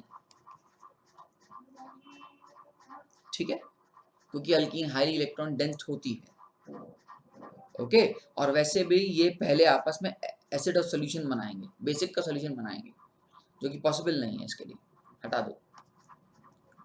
Br2 वाटर का जो प्रोडक्ट आता है, अगर याद हो Br2 वाटर प्रोडक्ट, तो Br2 वाटर में पहले आप नो डाउट Br प्लस और Br माइनस में इसको तोड़ते हो, Br प्लस को अटैक कराते हो, यहाँ पे Br लाते हो, और इसके ये जो इलेक्ट्रॉन है ये इस पे इंटरेक्ट करते हैं, तो एक साइक्लिक रिंग बनती है, और इसके बाद आप पानी का अटैक कराते हो, तो एक तरफ OH एक तरफ Br आता है, यहाँ पे कोई ऑप्शन में Br दे ही नहीं रखा, तो हटा दो। हाइड्रोबोरेशन ऑक्सीडेशन कर सकते हो, इसको डायबोरेन बोलते हैं भाई। B2H6 यूज करते थे THF के साथ, उसके बाद H2O2 डालते थे OH माइनस के साथ। तो ये एक ऑप्शन से समझ में आ रहा है। अच्छा, ये हाइड्रोबोरेशन ऑक्सीडेशन और हाइड्रोबोरेशन हाइड्रोलिसिस में क्या डिफरेंस होता है? हाइड्रोबोरेशन ऑक्सीडेशन में आप OH लाते हो, जबकि हाइड्रोबोरेशन हाइड्रोलिसिस में आप ओनली H लाते हो। ठीक है, कभी पढ़ना नेम रिएक्शन में हाइड्रोबोरेशन हाइड्रोलिसिस में सिर्फ H आता है, मतलब अल्कीन से अल्केन टाइप में जाते हो, राइट। इसलिए आपका हाइड्रोबोरेशन ऑक्सीडेशन ही काम का होने वाला है। ठीक,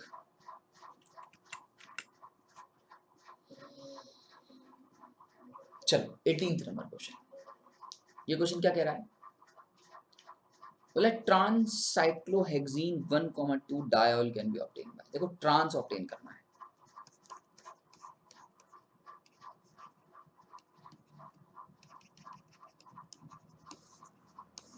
ट्रांस वाला ऑब्टेन करना है। ठीक है, कर लेंगे। पहले तो साइक्लोहेक्सीन ले ले। अगर मेरे पास KMNO4 है, मेंशन नहीं किया है कौन क्या डाइल्यूट है ना? तो देखो याद करो, डाइल्यूट KMNO4 अगर होता था तो वो डायऑल देता था, और अगर आपका कॉन्ग KMNO4 होता था तो ये इपॉक्साइड्स बनाता था, सॉरी ये डबल बॉन्ड O में कन्वर्ट कर देता था, ओजोसिस टाइप, जो कि वो यहाँ पॉसिबल नहीं है। ऑस्मियम नो डाउट देता है, लेकिन ऑस्मियम जब भी अल्कीन से रिएक्ट करता है तो ऑस्मियम ना हमको डायऑल देता है, वो एक सिन रिएक्शन होती है। क्या रिएक्शन होती है? सिन रिएक्शन। यहाँ पे हमको एंटी रिएक्शन चाहिए, तो परऑक्सी जो फॉर्मिक एसिड दिख रहा है ना, ये आपको जो परऑक्सी एसिड्स दिख रहे हैं, हाइड्रोक्सिलेशन बुलाते हैं इसको, तो ये हमेशा ट्रांस में होता है, इसलिए यही ऑप्शन सही है। सेरियम का काम यहाँ नहीं है, ठीक है, सेरियम का काम डबल बॉन्ड O देने का होता है, इसके ऐसे बहुत सारे रोल होते हैं, और यहाँ पे सेरियम भी हाइड्रोक्सिलेशन करता है, वो OH लाता है, सिंगल OH लाएगा, लेकिन वो sp2 के बगल वाले कार्बन पे यहाँ पे OH लाएगा सेरियम, तो वो तुम्हें चाहिए नहीं, तुम्हें तो ट्रांसफॉर्म ऑफ OH चाहिए, राइट। और वो तुम्हें कहाँ से मिलेगा? वो तुम्हें परऑक्सी एसिड से मिलेगा। यही आपकी एंटी मैकेनिज्म होती है।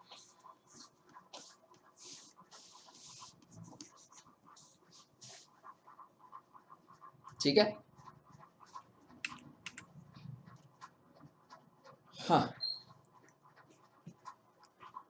अगला दे रहा है कि ब्रोमिनेशन करना है of E butene dioic acid. E बोले तो सिज Z होता है, E होता है एंटीजन, ट्रांस, मतलब इनडायरेक्टली में ट्रांसफॉर्म की बात कर रहे हैं।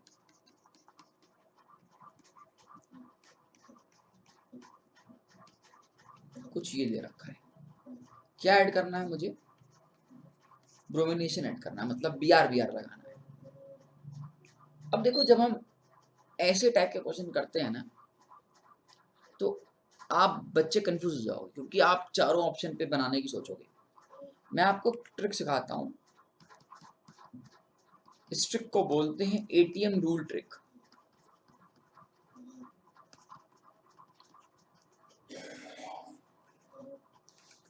ATM रूल ये मुझे सिखाता है कि A is for anti, T is for trans, M is for meso.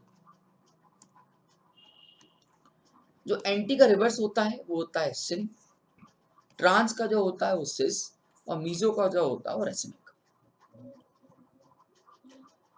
हम लोग क्या करते हैं, मैं जनरली इस क्वेश्चन को ऐसा सॉल्व करता हूँ कि एक अगर होल्ड है तो दो वेरिएबल करेंगे, एक अगर होल्ड है होगा तो दो वेरिएबल होगा। जैसे ATM है, मान लो कोई क्वेश्चन में आपका, यही क्वेश्चन की बात कर रहा हूँ कि ये ट्रांस है, रिएक्शन क्या है? एंटी है, ये तो पता है ना एंटी मैकेनिज्म होता है ब्रोमिनेशन।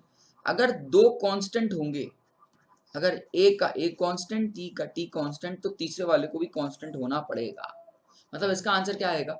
मीजो आएगा। लेकिन अगर मान लो सिचुएशन ऐसी आती, कोई रिएक्शन होती जो कि सिन मैकेनिज्म से आती, किससे आती? सिन मैकेनिज्म से आती, और उसका ये ट्रांस होता तब क्या करते, तब आप एटीएम रूल लगाते, एंटी की जगह लिखते सिन, यहां लिखते ट्रांस। अब देखो एक को होल्ड करना है और दो को वेरी करना है, एक को आप वेरी कर चुके हो, दूसरे को करना बाकी है, मतलब इसका फाइनली आंसर क्या हो जाएगा, रस्मिक हो जाएगा।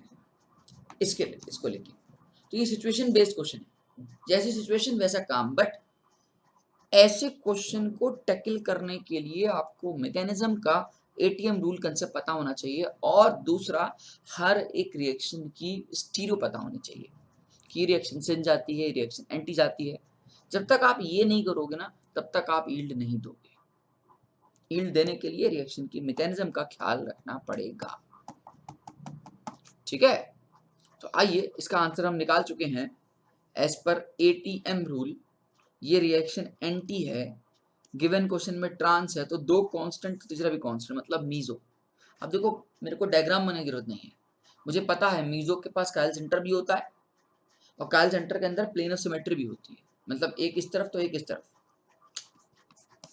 ये बी आर, ये बी आर, ये एच, सी ओ एच और सी ओ एच। अब आप खुद लॉजिक सोचो, मैं क्यों सॉल्व करूं, अंडरस्टूड है, एक अगर आर होगा तो दूसरा एस होगा। अरे यार तभी तो प्लेन ऑफ सिमेट्री आएगी ना यार बच्चों, ये तो नॉलेज है ना, है ना। एक आर होगा तो एक एस होगा, कौन से ऑप्शन में है, पहला ही ऑप्शन देखो दिख रहा है, बाकी में देखो 2 आर हटा दो, मिक्सचर हो नहीं सकता, 2 एस हो नहीं सकता। मिक्सचर का मतलब समझते हो, रेसमिक मिक्सचर, रेसमिक का है यहाँ पे, मीजो साफ साफ दिख रहा है, जब मीजो है तो रेसमिक का है, राइट। और दोनों सेम होंगे नहीं, ना आर आर होगा ना एस एस होगा, बचा कौन सा, बचा आपका 2 R 3 S. It's very very very simple question, question में ऐसा कुछ भी नहीं था, बस आपको क्वेश्चन की स्टीरियो पता होनी चाहिए, ठीक है। क्वेश्चन नंबर 20, क्या भाई, ब्रोमिनेशन हो रहा है, उसके बाद एसिड बेस रिएक्शन हो रही है, क्योंकि NaHCO3 पड़ा है।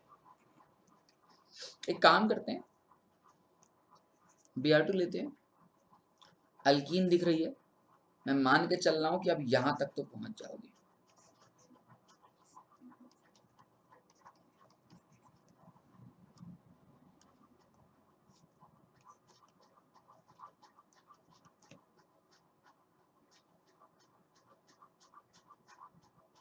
राइट,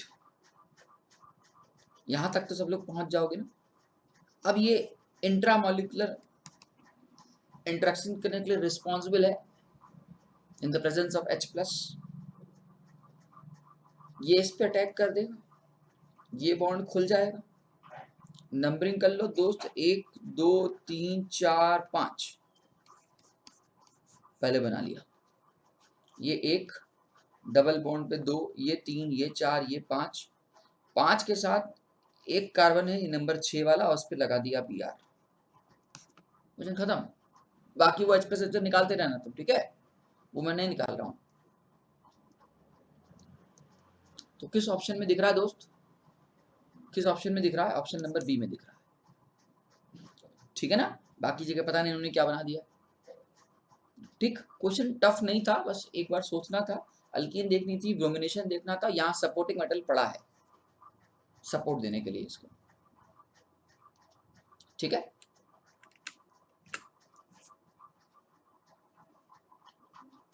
अब इसका क्वेश्चन का आंसर तुम खुद बताओ, हमसे बोला है addition of Br2 to trans 2 butene, ATM rule फिर से लगाओ, पहले लगाते हैं ATM, ATM, A is for anti, T is for trans, M is for meso। Question में क्या दे रखा है,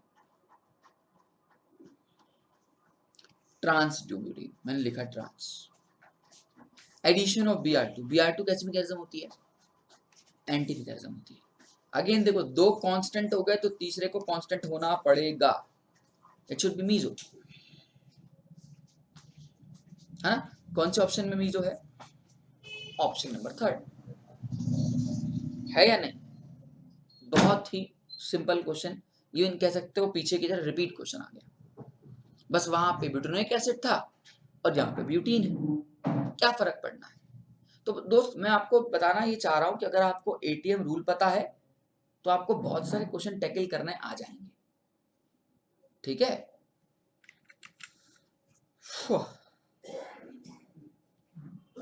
अगला क्वेश्चन नंबर 22, कोई अल्कीन दे रखी है, अल्कीन से ऑल में जाना है, चले जाएंगे। रिएजेंट बेस्ड क्वेश्चन है, the reagent A may be. आप बताओ पानी हो सकता था क्या, क्योंकि जो हमने पढ़ा है वो ये पढ़ा है कि पानी जब भी होता है तो वो मार्कोनिकॉफ सिस्टम को फॉलो करता है, मतलब water will always attack to the most stable carbocation, है ना, ये हमने पढ़ा है और वहां से वो चाहता है। अब आप मुझे बताओ थोड़ी देर के लिए, अगर मैं ए को सोचूं थोड़ी देर के लिए, तो यहाँ पे कार्बोकैटायन यहाँ है और कार्बोकैटायन जब यहाँ आए तो हाइड्राइड की शिफ्ट हो। मैं पहले बना लेता हूँ यार,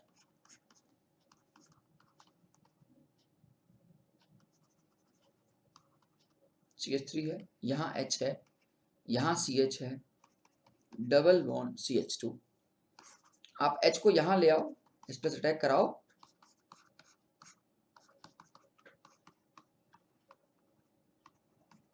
और कार्बोकैटायन को यहाँ ले आओ। इसके बाद आप अगर पानी का अटैक करा रहे हो तो नो डाउट आपको हाइड्राइड शिफ्ट करना ही पड़ेगा, क्योंकि मोस्ट स्टेबल कार्बोकैटायन यहाँ पे आ रहा है। क्यों ये मोस्ट स्टेबल है, तो आंसर है नीचे रिंग से एरोमेटिसिटी मिल रही है, इसको रेजोनेंस मिल रहा है और आजू बाजू से हाइपर कॉन्जुगेशन मिल रहा है। मतलब अगर मैं पानी को लेता तो मैं OH का अटैक कहाँ कराता, यहाँ कराता, जबकि इस ऑप्शन में नहीं है तो ए ऑप्शन तो नहीं होगा, राइट। अगले क्वेश्चन में दे रखा है BH3THF H2O2/OH-। इसको अपन लोग हाइड्रोबोरेशन ऑक्सीडेशन बोलते हैं। इसमें हमेशा OH वहां आएगा जहां पे लेस नंबर, जहां पे ज्यादा नंबर ऑफ हाइड्रोजन होंगे।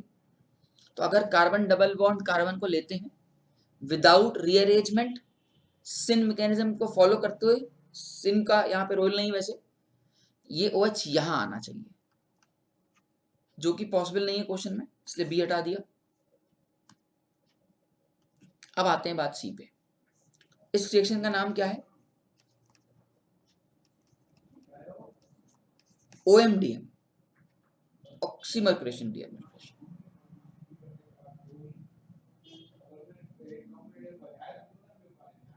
ऑक्सीमर्क्रेशन डीमर्क्रेशन ऐसी रिएक्शन है जो कि अल्कीन को ऑल में भी लाती है और रीअरेंजमेंट भी नहीं करने देती।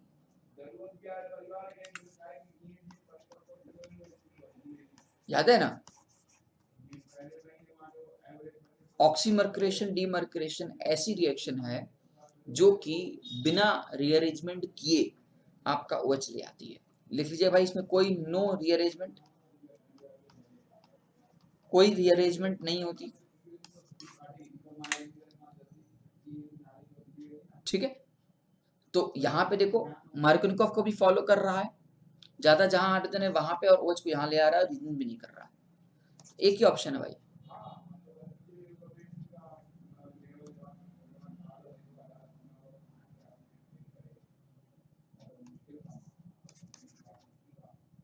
ठीक है।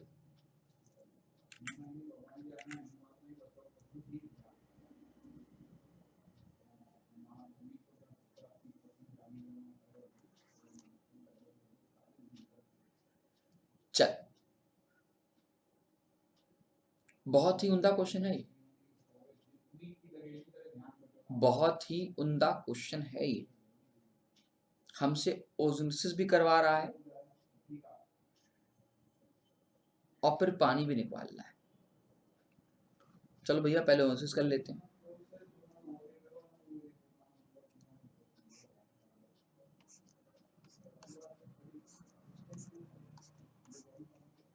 ए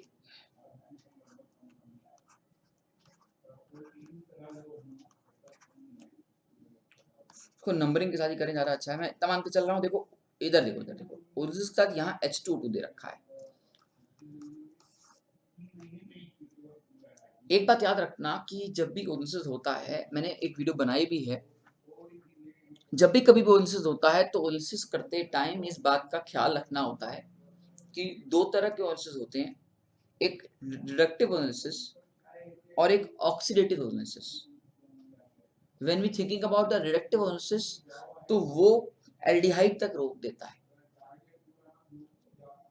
बट अगर ऑक्सीडेटिव ओलिसिस है तो उस केस में वो कंट्रोल नहीं रहता and then aldehyde will converted to the carboxylic acid. तो फाइनली ये जो आपको दिख रहा है,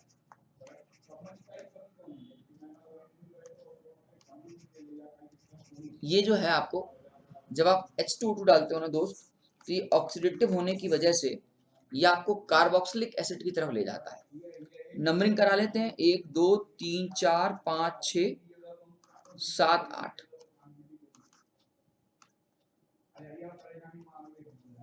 ठीक है, 1 2 3 4 5 6 7 8। अब देखो, ये एक C डबल बॉन्ड OH एक पे, ये 2, ये 3, ये 4, ये 5, ये 6, ये 7 और ये 8 वाला कार्बन, मतलब कुछ ऐसा, राइट। ये कार्बन CH2OH, अब आगे कहानी यहाँ सोचनी, पहले इस डायग्राम को स्ट्रेट लाइन में ले आए, मुझे लगता है ज्यादा अच्छा होगा, है ना। 1 2 3 4 5 6 7 8 और ये एक 9, ज्यादा हो गया क्या? 1 2 3 4 5 6 7 8, 1 2 1 2 3 4 5 6 7 8, एक ज्यादा बन गया है दोस्त, ये यहाँ पे हो जाना चाहिए था। ठीक है, कोई नहीं,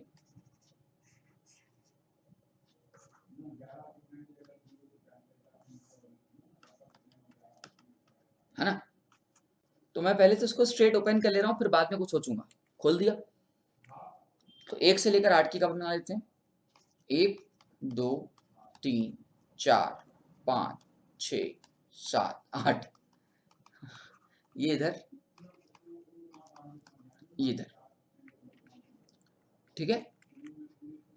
इसके बाद 2 नंबर पे एक कार्बन है, उसके साथ CH2H लगा है, ठीक है। 2 नंबर पे कार्बन है और इसके पास एक CH2H यहाँ पे है और एक CH2H यहाँ पे है, राइट। अब यहां से कहानी सुनाता है आगे, ये बोलता है पानी निकालिए हीट करके, ठीक है भैया।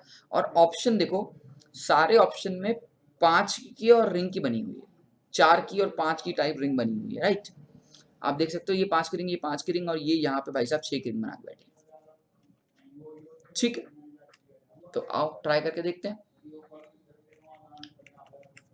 तो अब इधर देखो, अगर मैं इसको लेता हूँ, गेट बंद करो थोड़ा यार, धीरे बात करें। 1 2 3 4 और ये ऑक्सीजन 5। अच्छा मान लो थोड़ी देर के लिए तुम बोला सर आपने यही क्यों सोचा, तो मैं यार ये अगर सोचने लगता फॉर हाइपोथेटिकल सिचुएशन के लिए, मैं इसको सोचता तो ये 1 ये 2 ये 3 ये 4 ये 5 ये 6 ये 7 ये 8 ये 9 ये 10 ऑक्सीजन, तो बहुत बकवास हो जाता, होता कि नहीं। तो इसलिए इसको हटा दिया। अब हमारे पास बचा कौन सा, कि वो जो 5 की रिंग बना पाए। तो इनडायरेक्टली यार दोस्त कह सकते हो कि ये मैंने उठा लिया और इसका अटैक यहाँ कराया, इसको अटैक यहाँ कराया और 5 की रिंग क्रिएट की, जिसमें 1 नंबर इसको दिया, ठीक है, परेशान करने के लिए। चलो 5 को दिया है, चलो 5, ये 4 ये 3 पे लगाओ तुम CH2OH और 2 नंबर पे ये 1 carbon 2 carbon 3 carbon 4 carbon 5 carbon CH2 5 और COH, ठीक है। हटाओ इधर, ओके, राइट। ये 5 हो गया, ये 4 हो गया, ये 3 हो गया, ये 2 हो गया, अब एक पे इन्होंने लगा रखा है, ये डबल बॉन्ड ओ आ जाएगा सीधे, तो हटा ही देते हैं, तो कुछ ऐसे हो जाएगा स्ट्रक्चर। तो इसमें से कौन सा ऑप्शन मैच कर रहा है दोस्त? 5 का हो। देखो पहले तो इसको हटाते हैं, इसको हटाते हैं, 5 का ये है, 5 का ये है, ठीक है, ओके। और यहाँ पे क्या लगा है? CH2H लगा है, जरा एक बार देखो, तो ये CH2H लगा है, और इसमें ये डायरेक्ट OH लगा दिया है। इसको भी हटा दूं, बचता है ऑप्शन बी, राइट। तो मेरी बात आप समझ पा रहे हैं? अच्छा क्वेश्चन था, उम्दा क्वेश्चन था, क्वेश्चन करने का टैकल एक बार बस आ गया आपको तो फिर क्वेश्चन सॉल्व कर जाओगे। ऐसे क्वेश्चन आते हैं कभी कभी एग्जाम में, ठीक है, परेशान नहीं होने वाली बात है, आपको ऐसे क्वेश्चन एग्जाम में देखने को मिलेंगे, ठीक है ना। चलिए, अब ये क्या क्वेश्चन है?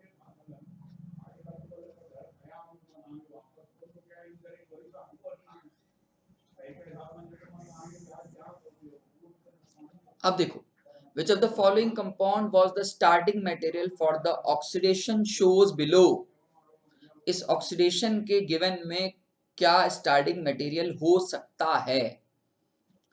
आप एक लॉजिक सोचो, इस क्वेश्चन को टैकल करने का बहुत ही उम्दा और बहुत ही प्यारा तरीका होना चाहिए। एक बात बस ध्यान रखना, इधर ध्यान मत देना, इधर देना, ये CO2 बाहर निकली है, मतलब तुम्हारे पास कॉर्नर में डबल बॉन्ड तो होगी होगी। अब इन नालायकों ने सभी में डबल बॉन्ड कॉर्नर में दे रखी, यहाँ पे भी, यहाँ पे भी, यहाँ पे भी, यहाँ पे भी, तुम बजे रहो, है ना। लेकिन तुम्हें बजना नहीं है, तुम्हें सोचना है कि मैं नंबरिंग करके कुछ कर सकता हूँ क्या। देखो, ये number 1, number 2, number 3, number 4, number 5 और नंबर 6। नंबर 4 पे आपको मिलेगा 1 और ये 2, राइट। 1 से आप 6 की तरफ जा रहे हो, और नंबर 4 पे आपको CH2COH मिलता है,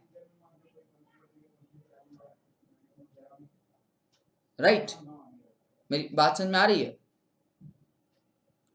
अब हमको कोई ऐसा स्ट्रक्चर ढूंढना है जिसमें कुछ सिचुएशन बैठ जाए थोड़ी देर के लिए। मैं मान के चल रहा हूँ ए है, मुझे क्या पता आंसर क्या होगा, ऐसे क्वेश्चन में आंसर चेक करना ही पड़ता है वैसे तो, बट फिर भी आप और हम मिलके करेंगे तो हो जाना चाहिए यार। आइए, अगर मैं ए को देखता हूं तो ए देखो इसलिए कैंसिल करूंगा क्योंकि ए में 3 डबल बॉन्ड है, यहाँ पे भी है, यहाँ पे भी है, यहाँ पे भी है। तो अगर आप एनालिसिस करोगे, KMnO4 टाइप एनालिसिस टाइप ही होती है यार ये, है ना, कह सकते हो अनकंट्रोल्ड एनालिसिस या ऑक्सीडेटिव एनालिसिस का हिस्सा है ये। तो यहाँ पे CO2 आएगा तो एक ये मिल जाएगा, फिर ये टूट जाएगा, ये टूट जाएगा, ज्यादा ब्रेकिंग हो जाएगी, हटा दो, इस पर समय मत बर्बाद करो। सी पे आप समय बर्बाद करके सोचते हैं, अगर मान लो तो एक COH यहाँ नंबर पे, ये 2 नंबर पे 3, ये नंबर 3, 4, 3, ये 4, ये 5, यहाँ तोड़ेंगे तो डबल बॉन्ड O 5 पे आएगा, नहीं चाहिए, हटा दो। 2 वाले को देखो, 1 नंबर पे डबल COH, 2 नंबर पे 3 कुछ नहीं, 4 कुछ नहीं, ये 5 पे COH, नहीं चाहिए, हटा दो। ऑप्शन बी देखो, 1 2 3 4 5 और ये 6 पे COH लग जाएगा, और 3 वाले के बगल में ये 4 है, 4 के पास एक CH2COH यहाँ पे भी है ना, मतलब 3 के बगल में कह सकते जब ये ओपन होगा, तो मैं इसको एक बार कर ही लेता हूँ, आंसर तो मिल गया वैसे बी।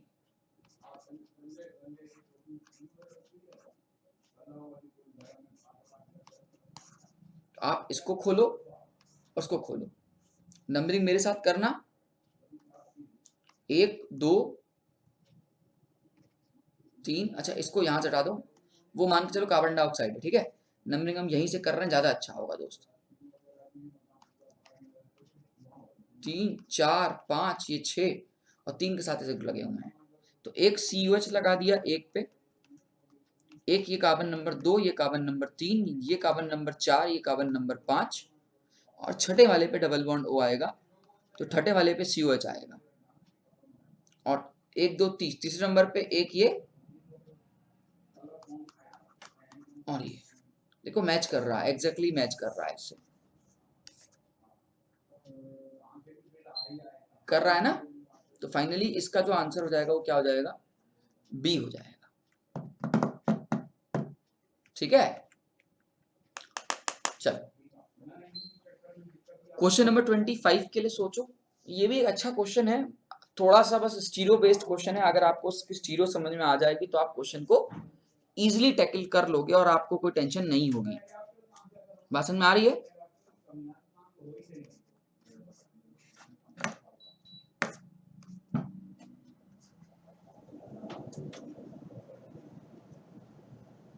ये इस फॉर्म में दे रखा है। देखो जब आप कभी भी हाइड्रोजनेशन करते हो, जब आप कभी भी हाइड्रोजन ऐड करते हो, तो वो हमेशा सिन रिएक्शन होती है। क्या होती है? हमेशा वो सिन रिएक्शन होती है। तो आपके सामने जब भी हाइड्रोजन आएगा तो सिन फॉर्म में आएगा। तो एक ये हाइड्रोजन यहाँ पे, ये डार्क में हाइड्रोजन, ये हाइड्रोजन यहाँ पे, ये हाइड्रोजन, सब जगह हाइड्रोजन हाइड्रोजन है। एक पॉसिबिलिटी आपको ये समझ में आ रही होगी कि ये पॉसिबिलिटी तो हो सकती है। ठीक है, दूसरी पॉसिबिलिटी इसकी मिरर इमेज हो सकती है।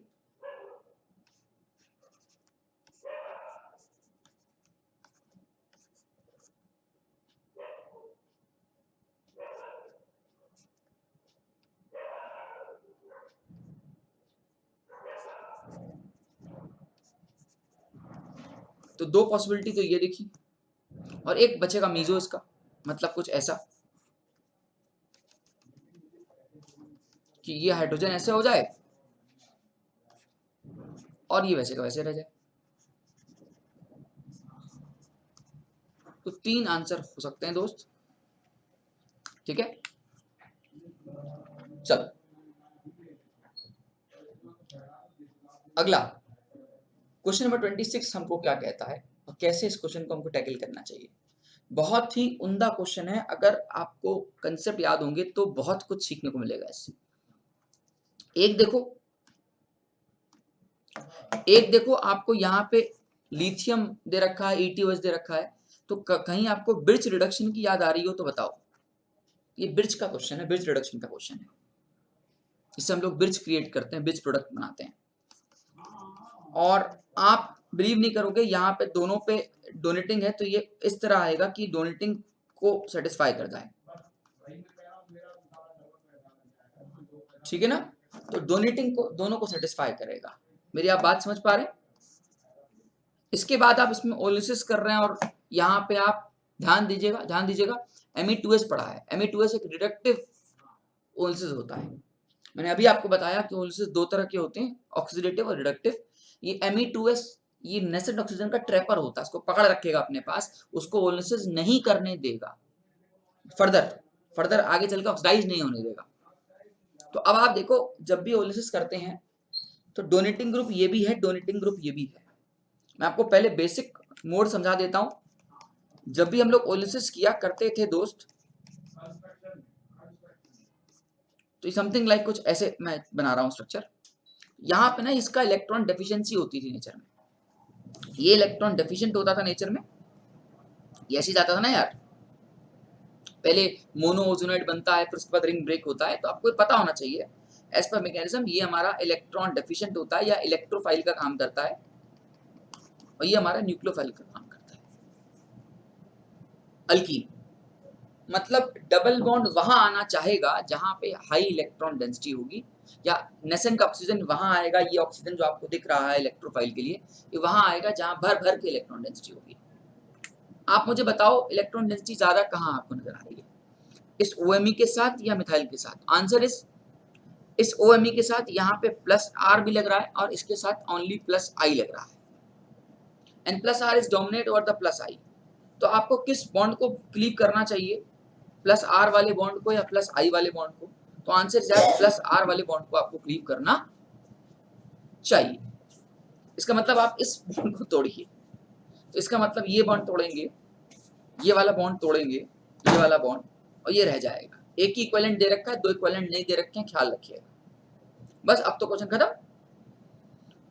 एक तरफ CHO, एक तरफ ये आपका है ही है। हो गया, डी इज आंसर, राइट। मेरी बात समझ पा रहे हैं कि आप मैंने डी आंसर कैसे निकाला? चलिए अगला क्वेश्चन ट्राई करते हैं। बस कुछ ही क्वेश्चन। क्या दे रखा भाई? ये क्या है? CF3COH, परऑक्सी acid, परऑक्सी acid, right. अब चूंकि हमारा ये एक परऑक्सी एसिड है, तो ये जब रिएक्शन के लिए आएगा तो दो पॉसिबिलिटी दे रखी है, तो ठीक है दे दो। क्या टुच्चा क्वेश्चन है? रिलेशन पूछा ए और बी। क्या ये डायस्टोमर है? डायस्टोमर क्या होते हैं? ना तो मैं तुम्हारी मिरर इमेज, ना तो मैं तुम्हें सुपर इम्पोज करूंगा। क्या बोला? ना तो मैं तुम्हारी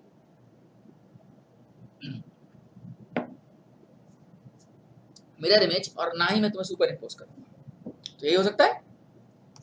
और क्या होगा? रेस्पिंग मिक्सचर से मतलब नहीं, ऑप्टिकल एक्टिव होने मतलब नहीं है। एंड जब डायस्टोमर होगा तो एंजीओमर का आएगा। क्वेश्चन बहुत सिंपल था, आपसे जीरो खेल रहा है।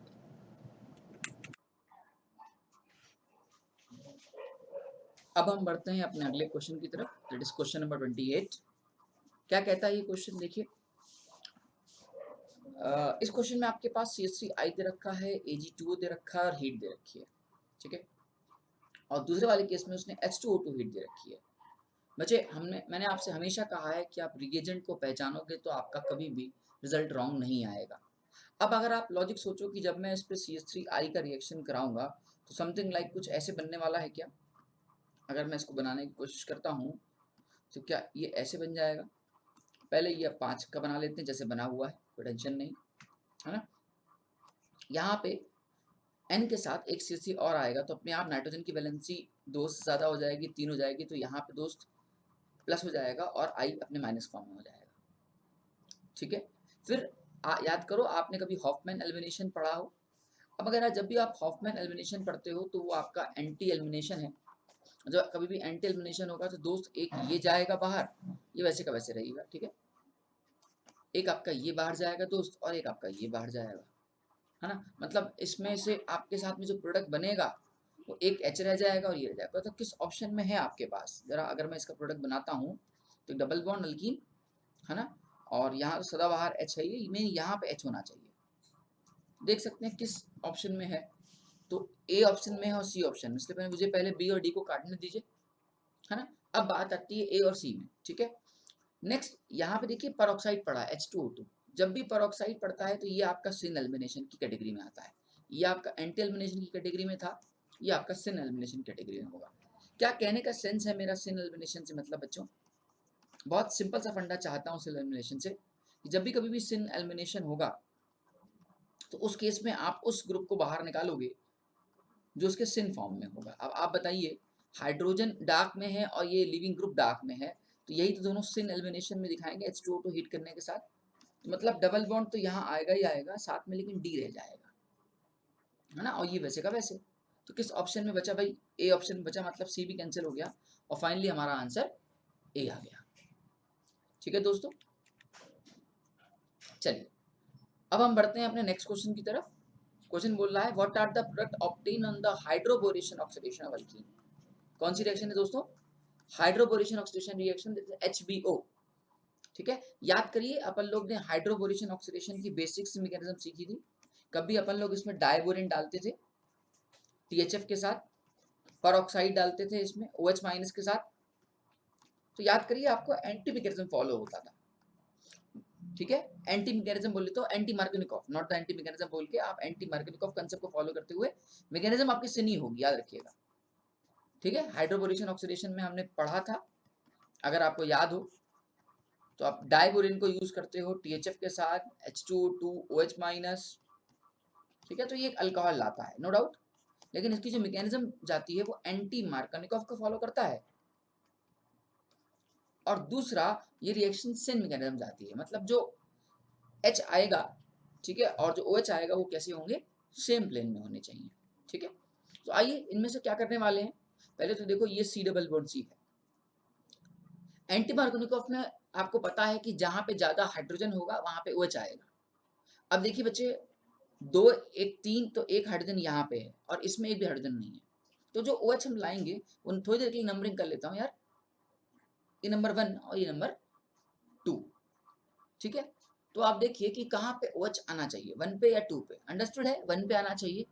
द रीजन बिहाइंड, 2 पे हाइड्रोजन नहीं है जबकि 1 पे हाइड्रोजन है, तो जहां ज्यादा हाइड्रोजन होगा वहां पे OH आना चाहिए। तो इनमें से कौन कौन से ऑप्शन को मुझे पहले कैंसिल करना चाहिए, पहले बुद्धि ये लगाओ, ठीक है। कहाँ कहाँ कौन कौन से ऐसे क्वेश्चन है जिसमें OH जो है वो 2 पे आ रहा है, मतलब इस पॉइंट पे आ रहा है, ब्रिज पे आ रहा है। देखिए सेकंड में आ रहा है, हटाइए। फोर्थ में आ रहा है, इसको हटाइए। और सिक्स्थ में आ रहा है, इसको हटाइए। क्वेश्चन को सॉल्व करने का तरीका यही होता है कि आप ऑप्शंस को एलिमिनेट करते चले जाओ, नहीं तो आप पूरी मैकेनिज्म करोगे तो टेक योर टाइम, इतना एग्जाम हॉल में टाइम नहीं होता बच्चे, ठीक है। अब मेरे पास ऑप्शन कौन कौन सा बचता है, मेरे पास ऑप्शन फर्स्ट बचता है, थर्ड बचता है, फिफ्थ बचता है। दूसरा काम, मैंने आपसे कहा कि रिएक्शन कैसी जानी चाहिए, सिन मैकेनिज्म जानी चाहिए, मतलब H और OH सेम प्लेन में होने चाहिए। क्या फर्स्ट ऑप्शन में है, देखिए H और OH अपोजिट प्लेन में, हटाइए फर्स्ट को, हटाइए। क्या थर्ड ऑप्शन में है, हाँ एग्जैक्टली है, ठीक है। क्या मेरे पास ये चीज थर्ड में तो है ही है, क्या ये फिफ्थ में है, हाँ एग्जैक्टली फिफ्थ में है। तो मेरे पास दो ही ऑप्शन बचते हैं यार, थर्ड और फिफ्थ।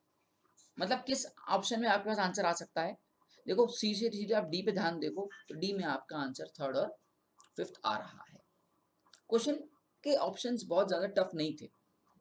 इंपॉर्टेंट इज ऐसे टाइप के क्वेश्चन में आप ऑप्शंस को एलिमिनेट करते जाइए, अदरवाइज आप पूरी बैठ के मैकेनिज्म करोगे तो फिर कभी नहीं होगा, ठीक है। उम्मीद करता हूं कि मेरी छोटी सी बात आपको समझ में आई होगी। चलिए, अब नेक्स्ट क्वेश्चन क्या कह रहा है, बहुत ही प्यारा क्वेश्चन है। क्वेश्चन के स्ट्रक्चर को देख के घबराइएगा नहीं। बोल रहा है reactant P gives product Q and R। जो हमारा P रिएक्टेंट है वो Q और R देता है और हमसे पूछता है कि इनमें से पॉसिबल रिएजेंट कौन कौन से हो सकते हैं। आपसे रिक्वेस्ट है, पहले वीडियो को पॉज करिए, आप खुद ट्राई करिए और उसके बाद मेरे आंसर से मैच करिए, ठीक है। ओके, उम्मीद करता हूं कि आपने ट्राई किया होगा और आप आंसर से मैच कर रहे होंगे। ध्यान देखिएगा बच्चे, ये अल्काइन है तो ये आपकी सिस अल्कीन है, और ये अल्काइन है तो ये आपकी ट्रांस अल्कीन है। अब बाकी स्ट्रक्चर को देख के घबराइए नहीं, आप बाकी स्ट्रक्चर को देख के घबराइए नहीं। एक आप देखिए सिस बन रहा है, एक आपका ट्रांस बन रहा है, ठीक है, राइट। अब थोड़ी सी बात याद हो कि जब हम लोग अल्काइन से अल्कीन की तरफ जाते हैं तो दोस्त अंडरस्टूड है, दो पॉसिबिलिटी है, आइदर सिस की और आइदर ट्रांस की। यही तो दो पॉसिबिलिटी है, सिस की और ट्रांस की है। जब कभी भी अपन लोग सिस की पॉसिबिलिटी पे जाते हैं तो याद रखिए अपन लोग इसमें लिंडलार्स कैटलिस्ट यूज करते हैं। कौन सा कैटलिस्ट, लिंडलार्स कैटलिस्ट। ये जो आपको दे रखा है ना H2PD CaCO3, ये हमारा लिंडलार्स कैटलिस्ट ही है। और जब आप ट्रांस जाते हो तो इसको बोलते हैं बिर्च रिडक्शन, तो ये मेरा बिर्च रिडक्शन ही है, दैट मीन्स ये वाला, ठीक है। अच्छा, सी में क्या है, सी में कुछ भी नहीं है, ये जनरल अल्काइन से अल्कीन बनाता है, या अल्कीन से अल्कीन, क्योंकि यहाँ पे देखो दो मोल्स दे रखे हैं। अगर आप इस सी वाले को यूज कर लोगे, थर्ड वाले को यूज कर लोगे, तो आपके पास 2 मोल ऑफ H2 है, पैलेडियम है, चारकोल है, ठीक है। तो ये आपको डायरेक्ट अल्केन देगा दोस्त, आपको अल्केन नहीं चाहिए, इसका मतलब आप कभी भी थर्ड को यूज नहीं करोगे, ठीक है। क्योंकि हमको यहाँ पे अल्कीन चाहिए, अगर वो मुझसे अल्केन बोला होता तो मैं थर्ड के लिए सोचता, ठीक है। चलिए, अब हमसे बोल रहा है कि the correct statement with respect to the above conversion is और आर। क्या क्या करेक्ट स्टेटमेंट हो सकती है, देखिए। पहला, Q is obtained on the treatment with the reagent first। क्या मैं Q obtain कर सकता हूं जो कि सिज है, वो भी reagent फर्स्ट से? आंसर इज नहीं, क्योंकि reagent फर्स्ट से क्या obtain होगा, हमेशा ट्रांस obtain होगा। और यहाँ पे क्या है, सिस दे रखा है, तो भैया ए ऑप्शन तो नहीं हो सकता।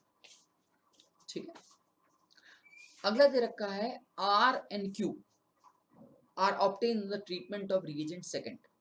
साफ साफ है, ये भी गलत हो जाएगा, क्योंकि रिएजेंट सेकंड का मतलब होता है लिंडलास कैटलिस्ट, और वो सिर्फ सिस देता है, ट्रांस नहीं देता, मतलब बी भी ऑप्शन खत्म। ठीक है, तीसरा R is obtain from the reagent first. हाँ भाई एग्जैक्टली, अभी हमने डिस्कस किया, आर हमारा ट्रांस है और ए हमारा जो नंबर फर्स्ट है वो हमारा कौन सा कैटलिस्ट है, बेच रिडक्शन है। इसका मतलब सही है दोस्त, इसको ऑब्टेन किया जा सकता है। एक ऑप्शन डी है वो नॉन ऑफ दीज है, उसको मैंने लिखा नहीं। ठीक है, तो इसलिए इस क्वेश्चन का आंसर क्या हो जाएगा, सी हो जाएगा। ठीक है, उम्मीद कर रहा हूँ कि इतनी बड़ी सीरीज आप एंजॉय कर रहे होगे। चलिए अब क्वेश्चन नंबर 31। ये क्वेश्चन क्या कह रहा है, बहुत ध्यान से लॉजिकली लगाना है। ठीक है, यहाँ पे क्या दे रखा है, H+ दे रखा है, यहाँ पे आपको इपॉक्साइड्स की रिंग दे रखी है, और यहाँ पे आपके साथ कीटोन फॉर्म दे रखा है। चारों ऑप्शन को देखो तो तुम्हें डाई कीटोन बन रहा है और 5 की रिंग 6 में जाना चाहेगी, उसमें कोई दोहराए नहीं है, आप हमेशा 5 की रिंग को 6 में लाने की कोशिश करोगे। अब आप लॉजिक सोचो कि ऐसा क्या कर दें हम कि 5 वाली रिंग जो है वो 6 में चली जाए। मतलब हमको रिंग का एक्सपेंशन चाहिए, रिंग का एक्सपेंशन होने का मतलब मुझे कार्बोकैटायनिक फॉर्म चाहिए। तो पहले एक काम करते हैं,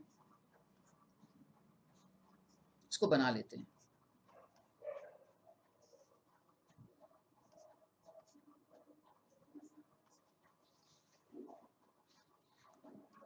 ये कुछ ऐसे दे रखा है, राइट। आप जब H+ ट्रीट करोगे ना तो आप इस बॉन्ड को खोलने की कोशिश करोगे। अब लॉजिक सोचो, बॉन्ड वो वाला खोलोगे जो कि 5 से 6 में जाना चाहता है, तो ये वाली जो 5 की रिंग है ये 6 में जाना चाहती है। अब ये रिंग 5 की 6 में जाने के लिए आप इस रिंग को एक्सपेंशन करना चाहते हो, और जिस रिंग को आप एक्सपेंशन करना चाहते हो उसके अपोजिट वाली रिंग पे कौन सा चार्ज होना चाहिए, पॉजिटिव चार्ज होना चाहिए, है ना, राइट। मतलब इसका जो पॉजिटिव चार्ज होना चाहिए वो यहाँ पे होना चाहिए। ठीक है, लॉजिक समझ में आती है। तो मैं इस H+ को अगर यहाँ इंटरेक्ट करा दूं और फिर इस बॉन्ड को खाली कर दूं, H+ को इंटरेक्ट करने का मतलब कुछ ऐसे होगा क्या दोस्त,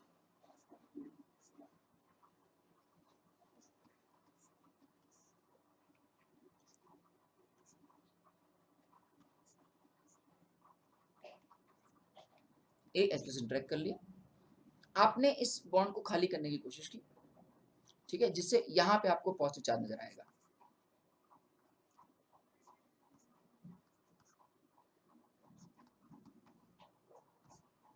राइट,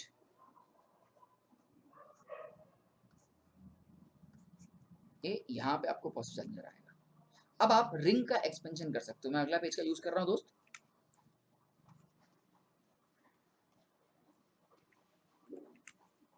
एक बार पहले बना लेते हैं।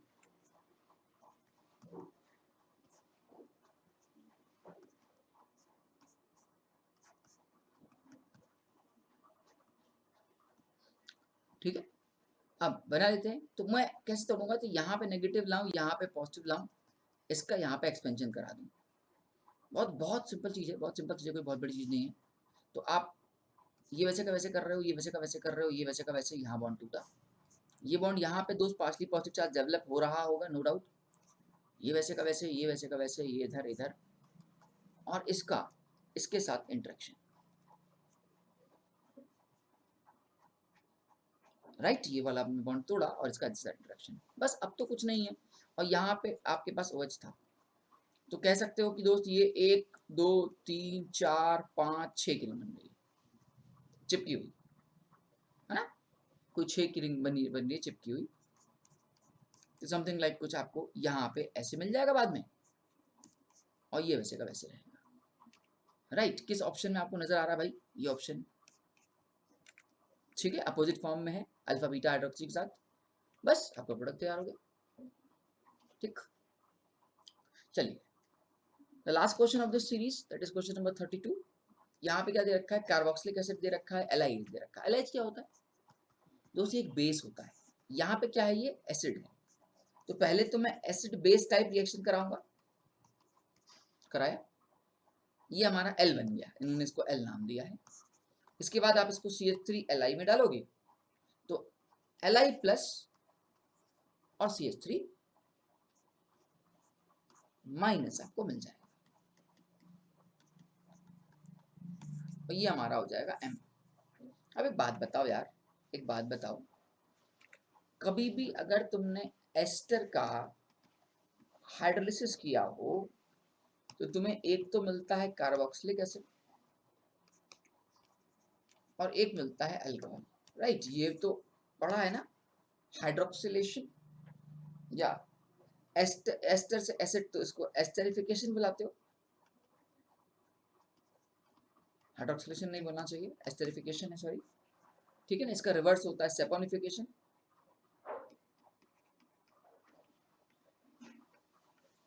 अभी तो हमको फिलहाल एस्टरिफिकेशन करना है, मतलब मुझे कार्बोक्सिलिक एसिड चाहिए। तो इस दोस्त को यहाँ पे देख सकते हो, ये CH3OH है, इसका हाइड्रोलिसिस करोगे तो तुम्हें जो है कुछ ये नजर आएगा, दैट इज ये हो जाएगा तुम्हारा N। कोई ऑप्शन में मैच कर रहा है? हमसे पूछा तो प्रोडक्ट NH, तो ये ऑप्शन C, राइट? उम्मीद करता हूँ कि आपको मेरी बात समझ में आई होगी। इतनी बड़ी जो सीरीज मैंने क्वेश्चंस कराए हैं वो समझ में आए होंगे। आप एक एक क्वेश्चंस को ट्राई करिएगा, बहुत अच्छा अभ्यास है ये ऑर्गेनिक का, ठीक है। ऑर्गेनिक के मोस्ट ऑफ द मैंने क्वेश्चंस कवर करने की कोशिश की। ऐसे तो कोई अंत नहीं है क्वेश्चंस का दोस्तों, ठीक है, फिर भी मैं कोशिश करता हूँ कि मैं बहुत सारे क्वेश्चंस आपको करा सकूँ, जितना मैंने पढ़ाया है उसका यूज ले सकूँ, ठीक है।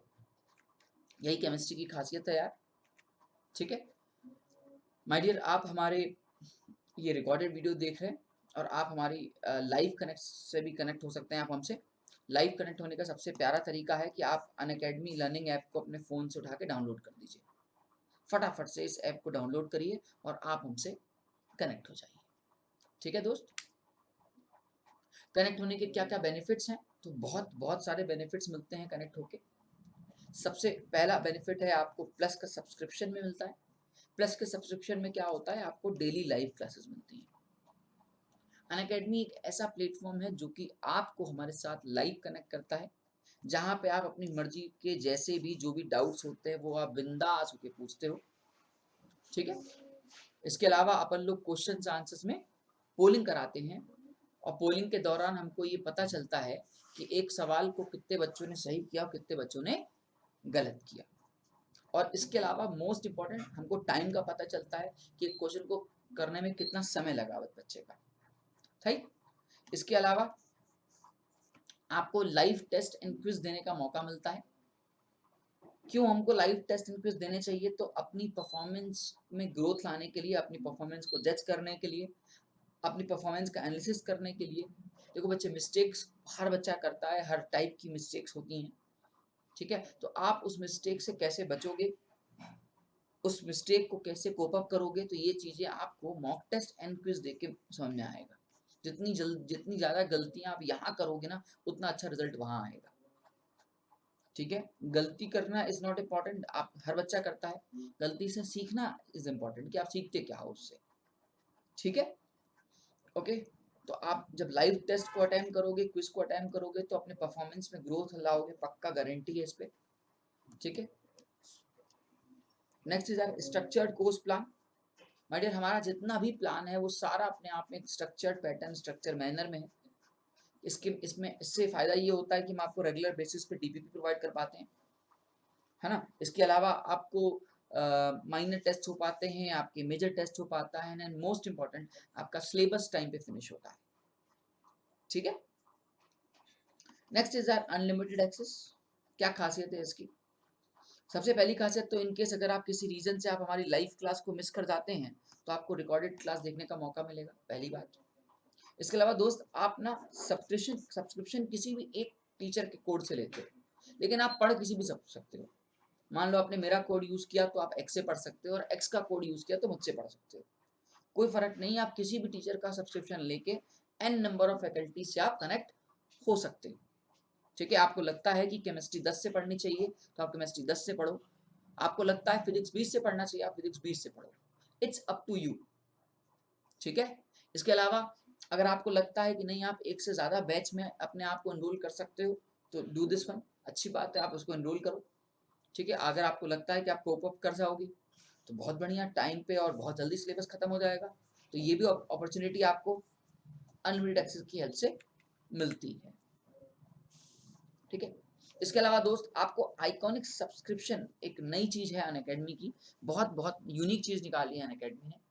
माय डियर, इसकी खासियत क्या है, कैसे ये हमारे प्लस कोर्स से डिफर करता है? तो इसमें आपको पर्सनल कोच मिलते हैं। पर्सनल कोच इज लाइक कि आपके 1-to-1 गाइडेंस करने के लिए कोच होते हैं, जो कि आपको आपकी स्ट्रेटजी, आपकी मिस्टेक्स, आपके प्लानिंग, ठीक है, और यूँ कहूँ कि आपका जो स्टडी होनी चाहिए उस पे काम करते हैं। ठीक है, टेस्ट का एनालिसिस करवाते हैं, जो कि बहुत बहुत ज़्यादा ज़रूरी है। ठीक है, क्यों ज़रूरी होता है टेस्ट का एनालिसिस? तो बच्चा क्या करता है, मुझसे सवाल पूछता है, सर मेरे ना जो मार्क्स हैं एक ही जगह आके स्टिक हो गए हैं, वो आगे बढ़ नहीं रहे। द रीज़न बिहाइंड, बच्चा टेस्ट तो देता चला जाता है लेकिन उसके टेस्ट का एनालिसिस नहीं कर पाता कि वो कहाँ पे मिस्टेक कर रहा है, कैसी मिस्टेक कर रहा है, आपका टाइम मैनेजमेंट ठीक है कि नहीं है। टाइम मैनेजमेंट के तौर पर भाई बहुत बड़ी बात है ये कि एक सवाल अगर मात्र 1 मिनट में खत्म होना है और आप उसको 5 मिनट दे रहे हो, तो बट ऑब्वियसली आपका पेपर छूटेगा ही छूटेगा और आपका मार्क्स वहीं का वहीं रह जाएगा। ठीक है, तो उसके अलावा कौन से क्वेश्चन को पिक करना है, कौन से क्वेश्चन को पिक नहीं करना है, कौन से क्वेश्चन को किस ऑर्डर में पिक करना है, ये सारी छोटी छोटी चीजें ही हैं जो कि आपको आपके मार्क्स में इनरोल करेंगी। बट ये छोटी होने के साथ साथ कह सकते हो कि आपके रैंक में बूस्टअप लाने का सबसे बड़ा काम करती हैं। ठीक है, तो आप my dear in depth analysis करवा सकते हैं हमारे पर्सनल कोच की हेल्प से। ठीक है, इसके अलावा स्टडी की प्लानिंग, एज ए स्टूडेंट बोलूँ तो अपन लोग क्या करते थे, रोज स्टडी की प्लानिंग बनाते थे, आज ये पढ़ेंगे, आज ये पढ़ेंगे, आज ये पढ़ेंगे, इतना करेंगे, फिर फाड़ देते थे, हो ही नहीं पाता था, बनाएंगे क्या, है ना। रीजन बिहाइंड कि हमारा जो वो प्लानिंग होती थी ना, वो कस्टमाइज वे में नहीं होती थी। और ये कस्टमाइज वे में कैसे होगी, इसके लिए ही आपको हमारे कोच की जरूरत पड़ेगी, जो कि आपको हेल्प करेंगे कि आपको एक दिन में इस सब्जेक्ट को इतना पढ़ना है, इसको इतना पढ़ना है, इसको इतना पढ़ना है। जब आप एक शेड्यूल में होते हो तो आप कर जाते हो, और जब आप शेड्यूल में नहीं होते हो तो लाइफ का कोई काम नहीं होता है। ठीक है, इसलिए कोशिश करिए भाई, बहुत कम समय आपके पास, इसलिए अपने आप को शेड्यूल में लाइए, उसकी अच्छी स्टडी प्लानिंग करिए, और हमारे कोच आपको इसमें अच्छी तरह मदद करेंगे। ठीक है, इसके अलावा दोस्त जो मैंने प्लस के बेनिफिट बताए वो तो आपको मिलेंगे ही मिलेंगे।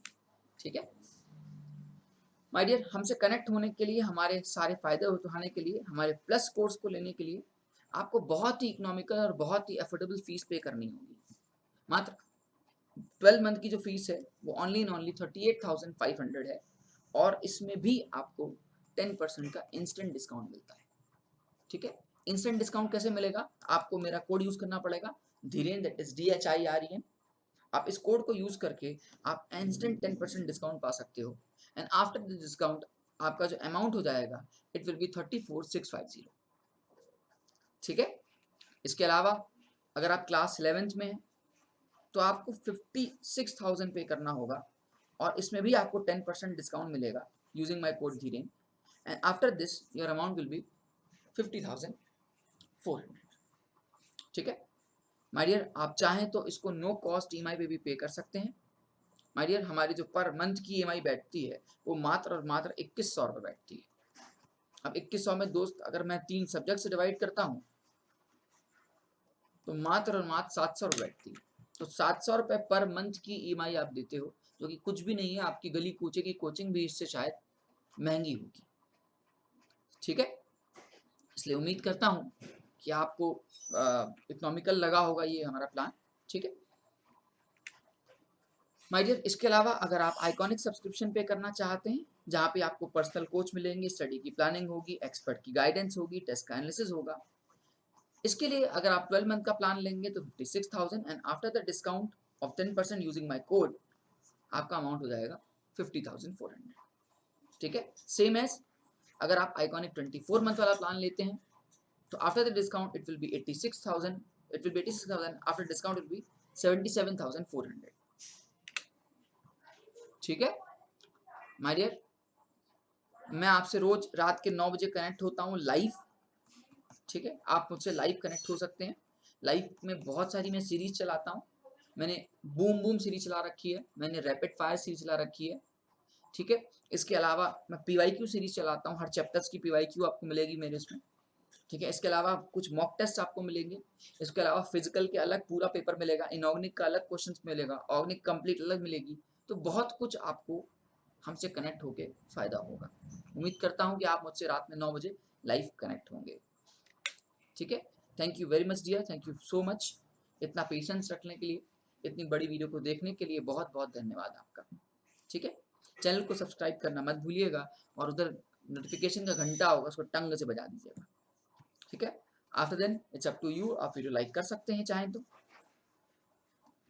And most important, remember my code Dhiren for the 10% discount. Thank you very much, thank you buddy, take care.